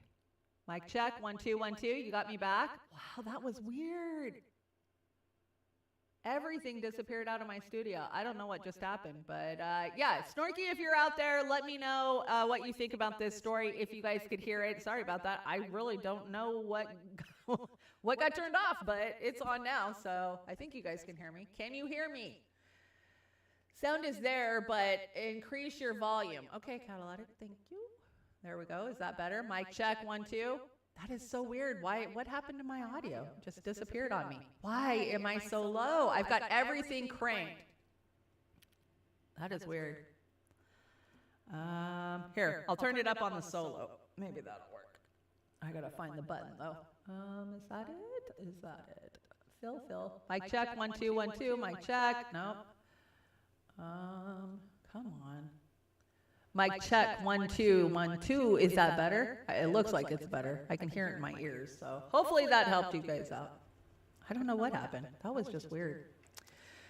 I don't know. We got gremlins. What can I say? The government doesn't want me talking about cell phone EMF, so that's all I can come up with at the end of the day. So hopefully I got sound going out. It looks like I do. You made it worse. I made it worse. How? Let's see. Okay. Give me a second. All I did was turn my mic back on. See, it's good to have somebody here who's watching. Okay. Is that better? Mic check, 1 2 1 2. Mic check. Hopefully that did it. I think that did it. Did that do it? Let me know. I don't know. We're going to move on, though. I got a lot to go over still, so I think we're okay now. I do think we're okay. But thank you to Fusion for coming back and yelling at me. Right ear, each your left arm is up to the right. What? Loudness is better, but echoey. Echo, echo, echo. Try and can. Okay, so did it stop echoing? Let me know if it stopped echoing, please. I'm getting thumbs down. Yes, limit exposure, 24 hours. Okay, this is what Snorky says. It's still echoing. Why would it be echoing? There's nothing else on. It was fine before. I don't know whoever told you couldn't hear you. They were wrong. There's nothing that's been turned on, though, so you're on air, so you know. No. Yes, you are. No, that's not. I got to have that one on so you guys can hear me. Yeah, my studio got kind of jacked up the other day. Is that better? Mic check, 1 2 1 2. I think that might have been it. Yeah, I think it was an audio channel, but that audio channel's been on the whole time. Hopefully that was better. Hopefully that's better. I don't seem like I'm loud, but maybe I am. Well, that's so weird. I'm right in the middle of a show. My audio's been fine, and then all of a sudden I have no audio. What? This just doesn't make sense. Perfect. Okay, thank you. Thank you. I know exactly what happened. Oz's split camera that we brought audio in on Thursday night turned itself on. It just seems weird. I don't know. Anyways, moving on. I think we're okay. I think we figured it out. See, I'm learning. The old me would have had to just shut the studio down and be done for the day. Okay, so I want to tell you guys what Snorky said. Snorky says about cell phone exposure. Yes, limit your exposure. 24-hour usage may not be wise, but you can always use a Bluetooth, which is not trying to park to a lower 5 miles. That's not trying to connect to a tower 5 miles away. Okay, yeah, that makes sense, Snorky. And that's what my doctor friends all tell me too. Like, limit your usage. Don't put it up to your head. Yeah, there's ways you can protect yourself for sure. So better, okay, better and perfect. Thank you, Kate. I had multiple sounds on. I don't even know how that happens. So weird. Okay, as you guys can see, I'm having a hot flash too. Fun. Okay, moving on. What is this one? Oh, this is a woman who goes to Turkey and spends $850 and gets every test under the sun that would have cost you $50,000 in America. Check this shit out. I flew to Turkey to get the most in-depth checkup of my life, and it was the greatest thing I've ever done for my health and my bank account. Doing this in the U.S. would have cost me thousands and taken months to line up, but in one day, we're doing it all. Scans, tests, meetings with specialists, and the price of everything is jaw-dropping. I'm here at the fanciest hospital I've ever seen with a list of mysterious ailments to get to the bottom of, so let's go. I was met by Sam, my amazing translator/coordinator for the day. First thing you'll do is get your blood drawn so they can start running tests. You'll also do an EKG, they'll take your blood pressure, height, and weight. And now we're off to radiology for a chest x-ray and an abdominal ultrasound. We also did a thyroid ultrasound and some more tests, and then we went over to nuclear medicine and did a bone density scan. How amazing is that? Next, you'll break for lunch, and they've really taken hospital food to a whole other level here. They actually brought in a popular Turkish restaurant to handle all the meals, and patients can literally order it to be delivered to their rooms. It's unreal. I did a lot of research for this trip and ended up choosing a Memorial Group hospital because they're accredited by the Joint Commission International, and I have never seen a hospital with so many amazing reviews. Now it's time to meet with the internal medicine doctor and go over my test results. I was trying to play it cool, but I was nervous. We went over one by one the 30-plus scans, tests, and cancer markers I was tested for in depth, and I got to ask all my pressing questions about my health. Now time to visit the gynecologist and do a pap smear, and I was like, cut the cameras. After that, ophthalmology. The doctor said, okay, this is how you see now, and this is how the world should look. Turns out I have astigmatism and your girl needs glasses. Then you'll normally go to a dental examination, but I actually just did one, so we skipped it.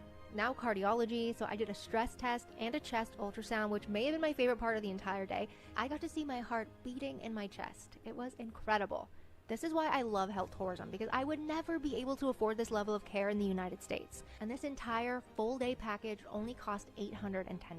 Personally, crap. I'd rather spend $700 on a flight to Turkey, get dozens of tests there, and take a whole vacation than spend the thousands that this would have cost in the United States. $810 to go to Turkey and get every diagnostic thing that there is, right?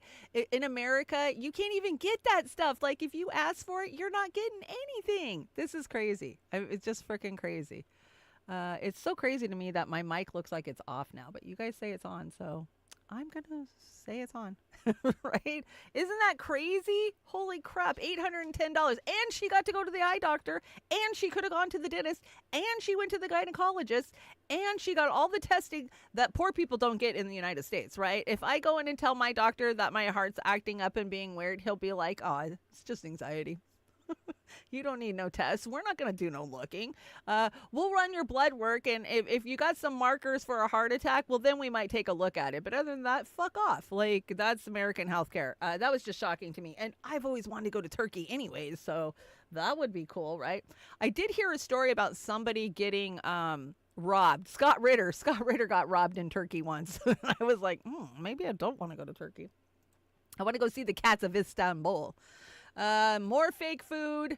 I got one. I got a fake watermelon a couple of weeks ago, and I just got a fake avocado the other day, and it was like rubber. Like, an avocado is supposed to be smushy that you can take the skin off of. No, like, even with a knife, I couldn't get that skin off of it. And then once I did, I could bend it in half. I could bounce it on the floor. I've never seen anything like it. So I got 2 of them. And I put the other one up in the fruit basket. We'll see if it ever ripens.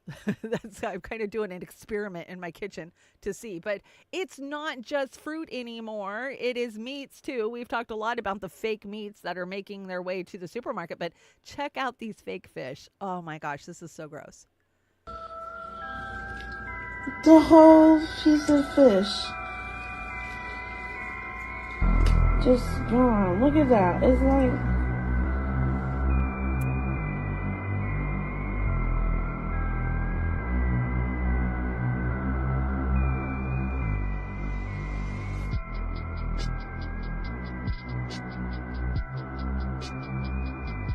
That's exactly how my avocado was. I've seen enough videos of people posting rubbery watermelon. I can't believe I got one. I got a rubbery watermelon. The texture is so weird. Like, you gotta bend it so far before it will break. This is a really thick cut, so that one was easier. What's going on with the watermelon this season? And with the prices, this is like an $8 watermelon. They're not going to eat it. They won't eat it. They think it tastes, the texture, it's rubber. What makes the watermelon turn rubbery?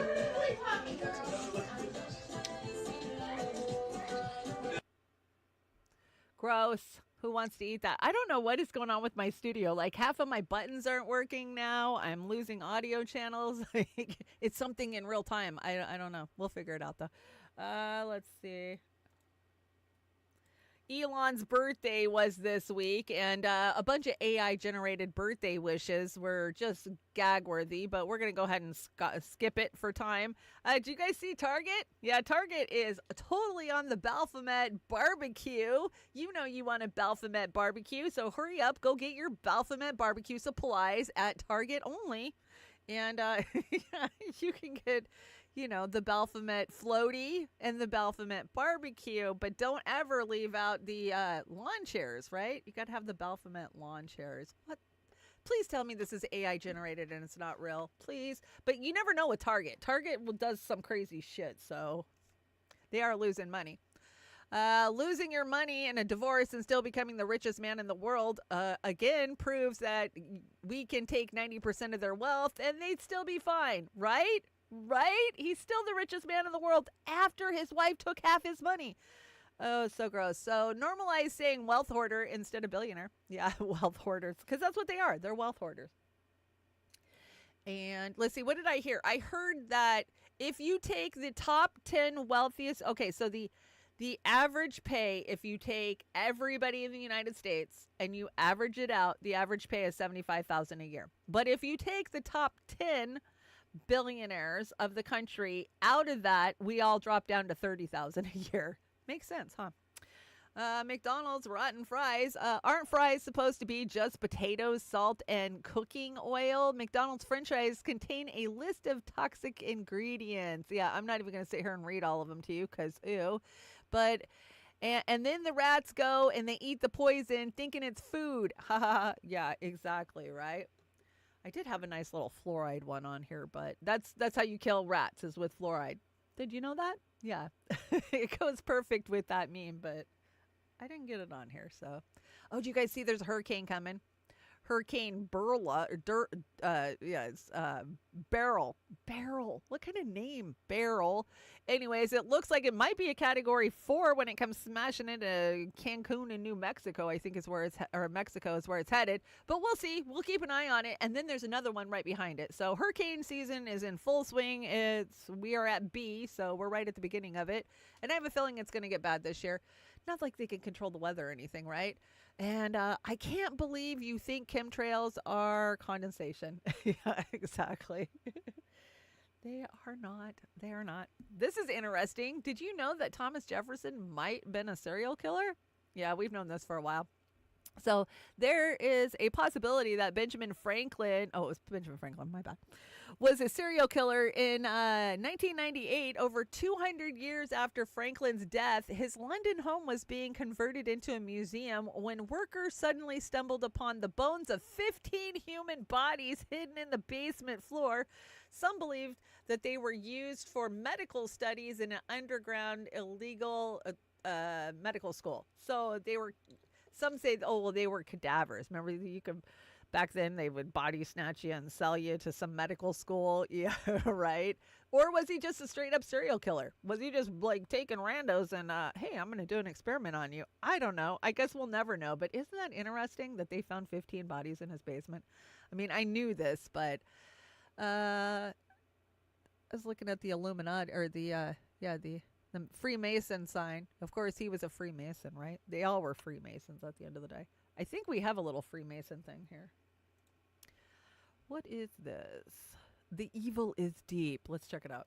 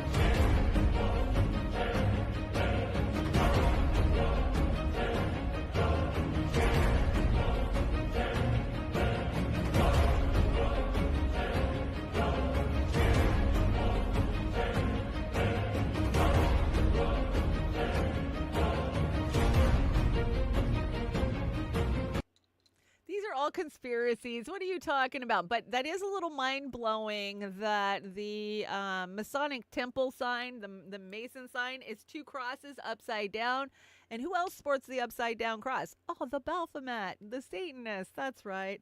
They are one and the same at the end of the day. Let's see.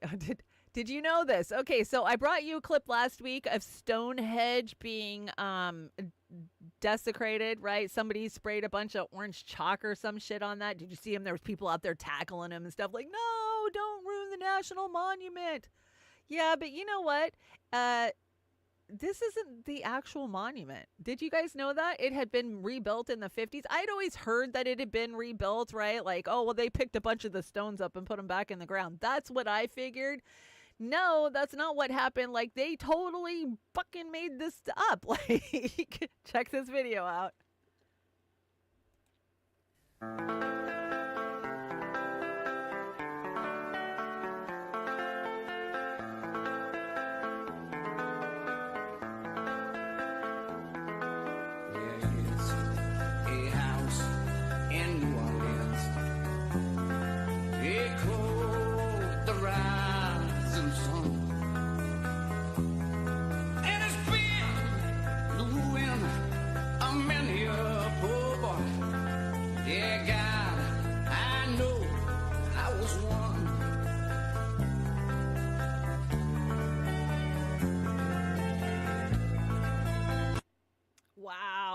Wow. I mean, I knew that it had been reset, right? They kind of just make it sound like, oh, a bunch of stones knocked over and yeah, they put them back in place.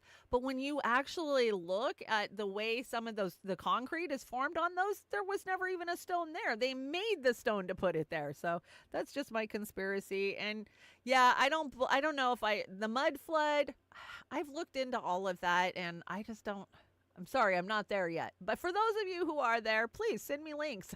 I will always take a look. They want you to believe that there was a civilization here that got completely flooded by mud, and that's where a lot of these fancy buildings came from. Like, okay, I can buy there was a civilization that got wiped out by a mud flood, but we're using their buildings and then lying about it? I don't know. That's a little far-fetched for me.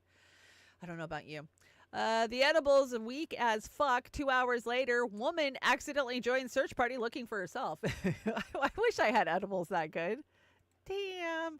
Okay, so this is just an uplifting message for the day.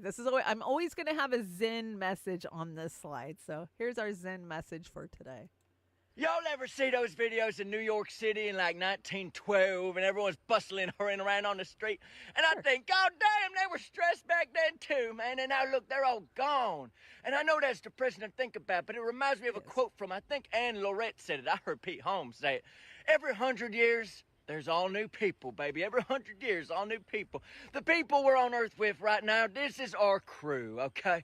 In the same way you can't pick your family, but you got to get along with them. We can't pick the people we're on Earth with, but we got to get along, man. In the whole grand scheme of the universe, all the time, all the space, the people on Earth right now, this is a tiny little group, man, and we get to be a part of it, man. I'm in the grocery store, I see a fella, I think, God damn, I'm on Earth at the same time as that guy, man. I see a cool lady, I think, man, we're alive at the same time. Man, that is freaking sick, man. Be kind to your neighbor, man. This is what it's all about. I'm glad I'm on Earth at the same time as y'all. Thank y'all. Keep on rocking. Aw, I'm glad I'm on Earth at the same time as y'all, right? What an amazing fucking time of history to be alive and to witness. So I just wanted to give you guys that uplifting message this morning. I think I'll be okay, Catalytic, on that song. It was a remix. As long as it's not the original composition and the original voices, normally you can get away with it. But YouTube has really been cracking down. If you guys noticed, my channel got taken down Saturday night for our closer. And yeah, the exit reels, I don't think Oz got to put up the exit reel because they dinged us for Foreigner. Even though it was a cover, you can't be very good. As long as you sound anything like the original artist, they're going to get you. So they're getting worse about that. That was a great message. Just be happy that you are here. You're only here with this group of people for maybe 100 years or less, right? So thank you for being on the planet at the same time as me. Let's see. What do we got here? Because they're all just assets. Oh, my gosh. Yeah, this is welcome to the Week at State. This is the State Department. Welcome to the Week at State. This week, the department launched a new partnership with YouTube that will send American musicians overseas to connect with local audiences and spread peace and democracy. Our new global music ambassadors, including Chuck D and Lainey Wilson, joined Secretary Blinken at the launch. Also this week, the Secretary released the 2024 Trafficking in Persons Report, which assesses global efforts to combat human trafficking. We recognize 10 global heroes leading the fight against human trafficking. Each hero because Blinken's a hero. Unique approach to tackling this challenge, but their efforts, like those of our government, are rooted in a shared belief in the fundamental rights and freedoms of all people. Finally, champions of LGBTQI plus equality around the world joined Secretary Blinken for a Pride Month celebration to highlight our efforts to protect and promote the human rights of LGBTQI plus persons. Last night, I had the great pleasure of attending a Pride picnic on the south lawn of the White House. I thought about how much it meant to me personally, as a member of this community, and to everyone who was there, that it happened. Every LGBTQI plus person everywhere should be respected and valued by their family, their community, and their government. That's all for now. See you next week. That's all for now. At the end of the day, all of those musicians that are doing the bidding of YouTube abroad, you're just assets. You're just assets that aren't getting paid to be assets. At the end of the day, all of Hollywood, whether it be the music industry or it be Hollywood, are fucking CIA assets. What part of this have we not figured out yet? Not shocked by it. I think we got a couple of more Democratic assets coming up. Oh, Taji. Yes, this broke this morning. We've got Kamala Harris and Taji having a conversation about what we, the little people of the world, need to do so that we can support them. No, Taraji. Now, you know I wouldn't do that, especially not to a fellow bison. The real HU? Bison? You know? Really? So what's on your mind? Bison? Oh, Madam VP Harris, I'm worried about the election. Women's reproductive rights are on the line. Our Supreme Court is on the line. Our basic freedoms are being tested, Madam VP. I know you've been traveling across the country. What are you hearing? Yeah, girl, I'm out here in these streets. And let me tell you, you're right, Taraji. There is so much at stake in this moment. The majority of us believe in freedom and equality. But these extremists, as they say, they're not like us. They not. There's a full-on attack on our fundamental freedoms. The freedom to vote. Yep.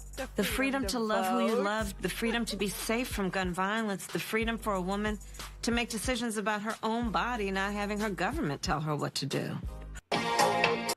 Oh, that was so gross. So gross. Do we expect anything else from shitlib Hollywood? Hell no. I'm just surprised that they haven't had one of these same ones put out with Biden and Lady Gaga, right? I mean, because Lady Gaga is one hell of an asset. So thank you, Oz, for dropping this. This is Taraji Hendrickson featured Fears for Biden, Project 2025 at the BET Awards. Of course they had to roll something out on the BET. Let's hear. Time for us to play chess, not checkers. It's about making decisions that will affect us as human beings, our careers, our next generations to come. Did you know that it is now a crime to be homeless? Pay attention. Made everybody homeless? It's not a secret. Look it up. They are attacking our most vulnerable citizens. The Project 2025 plan is not a game. Look it up. Oh my gosh, look it up. Yeah, but don't say anything about Governor Newsom, who hasn't done shit to alleviate homelessness in California. Just yell about how they're going to make it illegal.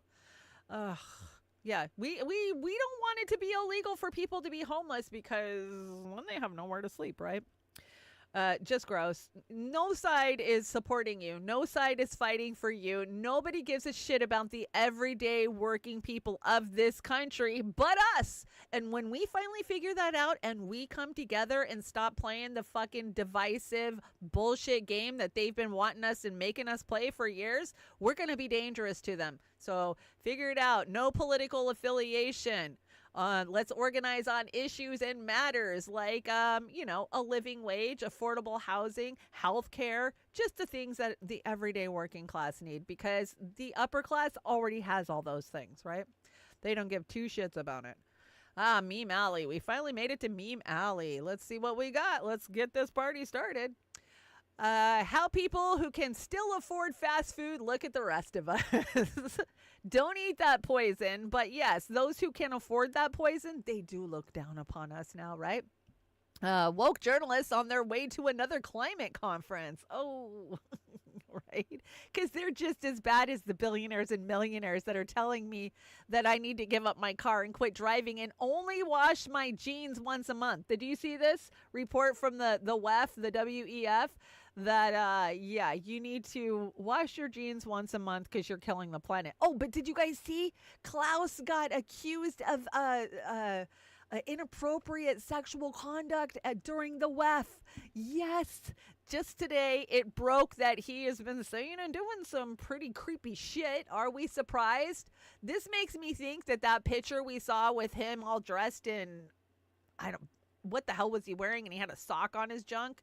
I think that might be real after hearing what we heard today. Can you imagine getting sexually advanced by Klaus Schwab of all people? That's a nightmare. That's a freaking nightmare. So once I get the details on that story, I'll bring it to you. But it was just breaking as I went live. So that's hilarious. We didn't have Uber Eats or DoorDash in the 80s or 90s. We had the Schwann's truck. Oh, so true, right? I loved the Schwann's cordon bleu balls. They were super good. Too expensive for me now. Our hamburger costs $22.50 without a side. Oh my gosh, I've ate at this place. Or one similar, or are they all like that? I think that maybe is the point. They're all like that at the end of the day. And the metal stools. Stop with the metal stools. They're not comfortable. We don't like them. But who can afford to go eat a $22 frickin' burger? You know, a new place just opened up close to me, and I'm going to tell you it's probably owned by some Republicans just because the prices are amazing. That's the only thing I can come up with. And let's see. I'm pretty sure 40 years of civics class taught by football coaches is what's got us here. Yeah, that could be. What is it with that? They didn't even have civics anymore by the time, in the late 80s, early 90s. There was no civics. That's not a class, please. Never was. And me watching the debates, they can both go fuck themselves. Yeah. This is Bob. Bob doesn't play into the left versus right paradigm because Bob knows both wings are attached to the same bird. Be like Bob and think critically. Oh, yes, we do. I know, we do. We have a very critical thinking team here. The face you make when the human you just abducted really enjoys being probed. Come on. That's funny. They scream more. And this is about how long I can tolerate most people. Yeah, you guys know that gum didn't last more than about 30 seconds.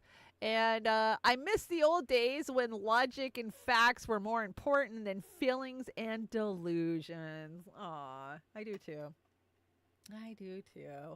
And come to Chicago for the food. Stay because you got murdered. Oh, my God. Kit, that's a joke. Kit, that's a joke. Nobody murdered you, I promise. I hope. Anyways, it's a joke. I've actually stayed right down there on the water right there in Chicago. Very nice. I stayed at the Hilton once. Let's see. AirPods, now with convenient and concealable subwoofer. What? Oh, it's a butt plug. Oz, I get it. I'm like, where the hell did this come from? Yeah, okay. You get some bass. In that butt. For sure. That's funny. He died of natural causes. You pushed him off a roof. Gravity is a natural cause. Oh, that's a good one. I like that one. And let's see. We will make a better world for our children. Fuck you, entitled brats. Yeah, that's what the boomers did us. The boomers did us that way, right? Their parents took care of them, and their parents took care of the silent generation. Nope. Boomers, fuck off. You're on your own. Do you remember before the internet that people thought the cause of stupidity was a lack of access to information? Yeah, it wasn't. Obviously. We figured that out over the last 10 years. Let's see. Are you okay? No, there are at least 5 national global events that break my heart each week, and it's only getting worse. Simple tasks are overwhelming. Existing feels like a chore. There's so much uncertainty in present and in the future. I'm barely keeping it all together. Yes. And that is the reality for so many of us, right? And then you just look at what's happening in the world. It makes it even worse. When are we going to catch a break? That's what I want to know. When are we going to catch a break? This is cold. Let's see. This guy had checks of him and his new wife printed, so when he wrote his alimony check to his wife, she could see him. That's fucking hilarious. New Yorkers waking up in their $50,000 studio apartment. Yeah, Harry Potter living under the stairs, for sure. Have you seen some of those apartments in New York? Like, they're insane. Like, you're paying $5,000 and it's a hallway. Like, you're in a hallway. Very sad, the state of housing in our country right now. And let's see. Oh, we got a He-Man. Remember, kids, you shop local and still corporate. Until next time. Absolutely. Elmo testified about his years at Sesame Street where he was passed around and fisted by the cast members. Oh, that's bad. Get it? Because he's a puppet. He got fisted by the cast members. Ah, come on. You guys get it. It's too funny. And before you message my man, just know this is what he looks like without his clothes on. And I like to fight. That's too funny. You remember the episode where Hank had no ass and he had to get these fake ass cheeks so he could ride the lawnmower? Yeah. That's too funny. Too funny. Cute. And Snowden, you're not patriotic just because you back whoever is in power today. You're not patriotic because you back their politics. You're patriotic when you work to improve the lives of the people in your country, in your community, and in your family and those around you. Absolutely. And I'm finding it impossible to get any alone time lately. Have you tried a Joe Biden rally? If you're looking for alone time and quiet time, definitely check out a Joe Biden rally. I think you'll get some quiet there. You'll definitely hear the crickets in his head. And let's see, we got the pet meme. 4 years ago, I lived in a bush and hunted for my meals. Now I have 2 passive incomes, my own house, and a personal chef. Follow me for more financial advice. Aw, Kitty, you got it worked out. Good job. For sure. And gardening. Let's see. Buy a few bags of pet food for a shelter instead of fireworks. Makes a difference instead of making noise. Yeah, that's a good one. Hope you have a fun trailer park weekend. When the fun is over, pick your shit up and take it with you. Yes, we got 4th of July here in 3 days. So celebrate, do what you need to do. But make sure you clean up. Those are especially around the water. We always do fireworks around the water. Think about the fish that are eating those duds and, the garbage that gets thrown into the water. So just pick it up. It's really easy. And you could go out in the morning and do it. That's what I would always do. I would go out and sweep everything up in the morning, right? When you could see everything. So I hope everybody has a fun 4th of July weekend, but be safe. Be safe. No blowing your hands up. And let's see. Don't worry about how many plants I have. Worry about yourself. And me strolling right through my messy house straight to my garden. Yes, that is true. My garden's doing great. I got to tell you, my girlfriend brought me over some diatomaceous earth a couple of weeks ago, and it totally saved it. The sunflower circle is working. I can't wait till it gets taller and it blooms and I can get pictures for you guys, but I literally built a sunflower circle. So I will have a room that I can walk into that's going to be nothing but sunflowers above. And then I got a beautiful sunflower gifted to me the other day. So I'm super excited for that. I think I got 4 different types of sunflowers this year. So I will get a trailer park update for you guys soon. You guys know life's been kicking my butt lately. So I will get you a picture. I did more plants this year, did more, fruits and vegetables versus flowers. And I don't have to give you guys the Belmore address. This is the first time in years. I'm super excited. Julian made it home, and I see a lot of people talking shit. I see, let him have some time at home with his kids. I have a feeling he'll eventually come forward with some kind of statement, I don't think that maybe he will be a recluse. Who knows? If he is, he's fucking deserves it. He's earned it. Leave him the fuck alone is the way I say. But in the meantime, we have other political prisoners out there that need our support. So let's start with McBride. And, of course, I brought you guys his McBride's address. And there it is, David McBride, PIN. Let's see. This is, of course, in BC. And there you go. I think he's locked up in Australia, right? I'm pretty sure he's in Australia. But he's not the only one, right? So in this spot now, once I get a chance to do a little bit more research, we're going to be featuring political prisoners that could use our help. And right now, you guys know I've been featuring Leonard Peltier on the deck for a couple of months now. He did have a parole hearing. He has been, he's an activist, Native American activist who has been locked up for decades. He's in his 80s, I want to say. And we're waiting for the parole board to make their ruling, and they said they would do it in like 6 weeks, right? So from the 10th till the 6th. So, but anyways, you can contact them. Contact the U.S. Parole Commission by email or by phone, and you can take a screenshot of that, and it even gives you the script of what to say. And yeah, free Leonard Peltier. Come on, let him go home. It works so good for Assange, right? And Joey's Coffee. If you want some Joey's Coffee, reach out to Oz or I, and yeah, we'll get you an order in. I'll tell you what, even if you don't drink coffee, get the dandelion tea. Oh my gosh, dandelion tea. If you don't know, dandelion tea will turn you around. I was so sick yesterday morning. My stomach hurt. I just didn't feel good. I went and got me a cup of Joey's dandelion tea, and I swear it turns me around every time. I'm not even kidding. I'm not making that up. This is true. And that's my favorite sun meme. And let's see. I hate Mondays. Yeah, I do hate Mondays. And this show has been kind of a Monday for sure. Losing my audio in the middle of the show? That was weird. Like, what? I know it was Verizon. Oh, I still have my mastermind on here. Let's see. Does it actually play? I hope it'll play.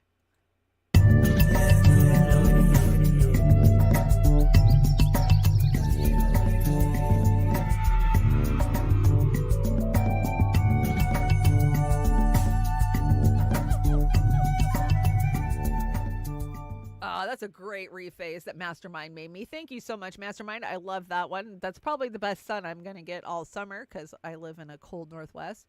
And shout out to INN. Make sure you're following INN, Indie Media.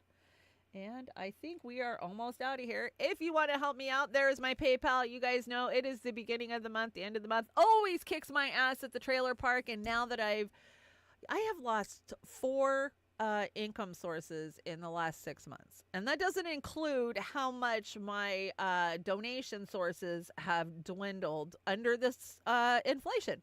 And I know I'm not the only one. I see other channels talking about it. I see other channels, like help. Yeah, we always need help. But here's the thing. I can't rely on this any longer. I did rely on it during COVID for the last, 3.5 years.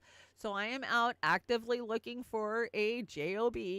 And I don't know what my schedule for Trailer Park Pundit is going to look like in the future. I'm going to do my best to try to keep Monday mornings where they are. But, the man gets the ultimate say over what days I got to work. So sadly, I got to go back into the job force. I didn't want to, but I'm going to have to. So if you want to help me out, there is the donation link. And if you want to help my GoFundMe out, let me get the GoFundMe link. What did I do with it? Share, copy link.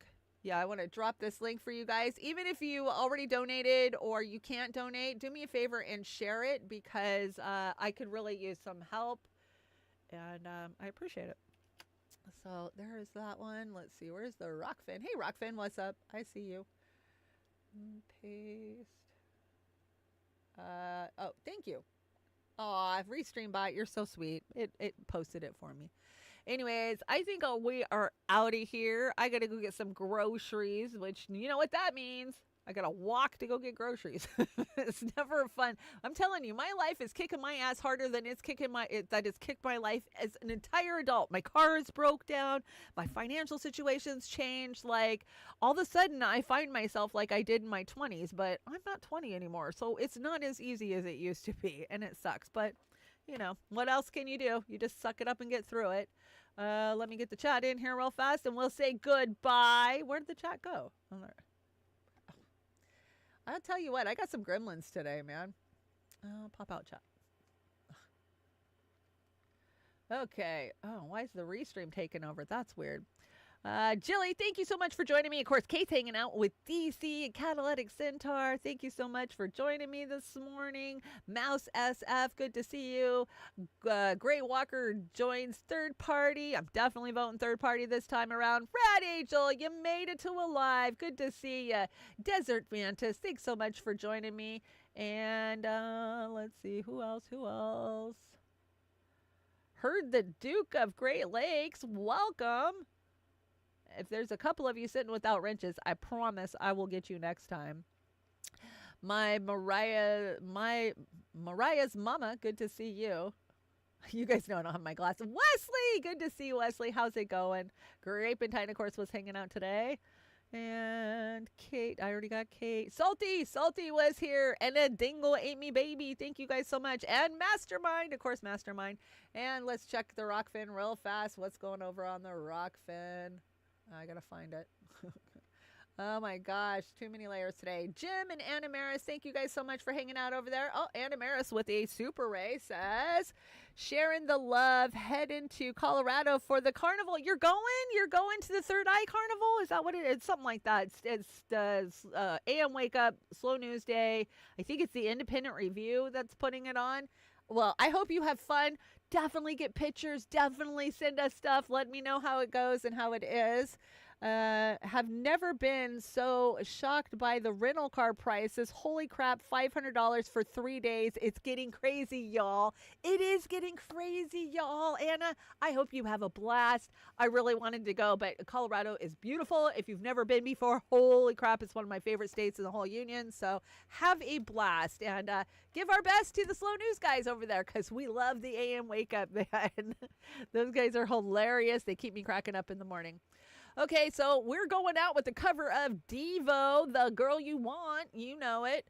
And I will see you guys definitely, I don't know. I think I'm going to do a Beauty in the Trailer Park for Saturday night and give Oz the weekend off because it is supposed to be 95 degrees in the interior and I live out more on the coast, so it's not going to be as hot for me. So I think Oz is going to take Saturday off, and I'm going to come in and do a solo show for y'all. We'll come hang out Saturday night for Beauty and the Boomer, and then things are kind of up in the air after that. But you know that I am dedicated to you guys. I will tell you that. Your encouragement, your support has driven me all of these years. And just because I'm not financially making it doesn't mean I'm going to turn my back on what I'm doing. I feel an obligation to every single person who's ever supported anything I do, whether it be a $2 super chat or a $1,000 donation. Like, I'm committed. So we will work it out. The schedule might change a little, but I'm going to do my best to be back here every Monday morning because I know you guys love the Monday morning spot. And I might be doing some shows maybe, in the afternoons, further down the road. So, okay, I think we're out of here. I'm going to tear the studio apart and figure out what the hell happened with my sound earlier. But thanks for hanging in there with me. I hope you guys have a great holiday week. Enjoy your 4th of July. Be safe. No drinking, driving, no blowing yourself up with M80s. Come on, the American things to do on 4th of July. And I'll see you guys Saturday night. Let's see, can I? Oh, yeah, here we go. Yeah, now we're grooving. Yeah. This is called Girl You Want. Girl You Want.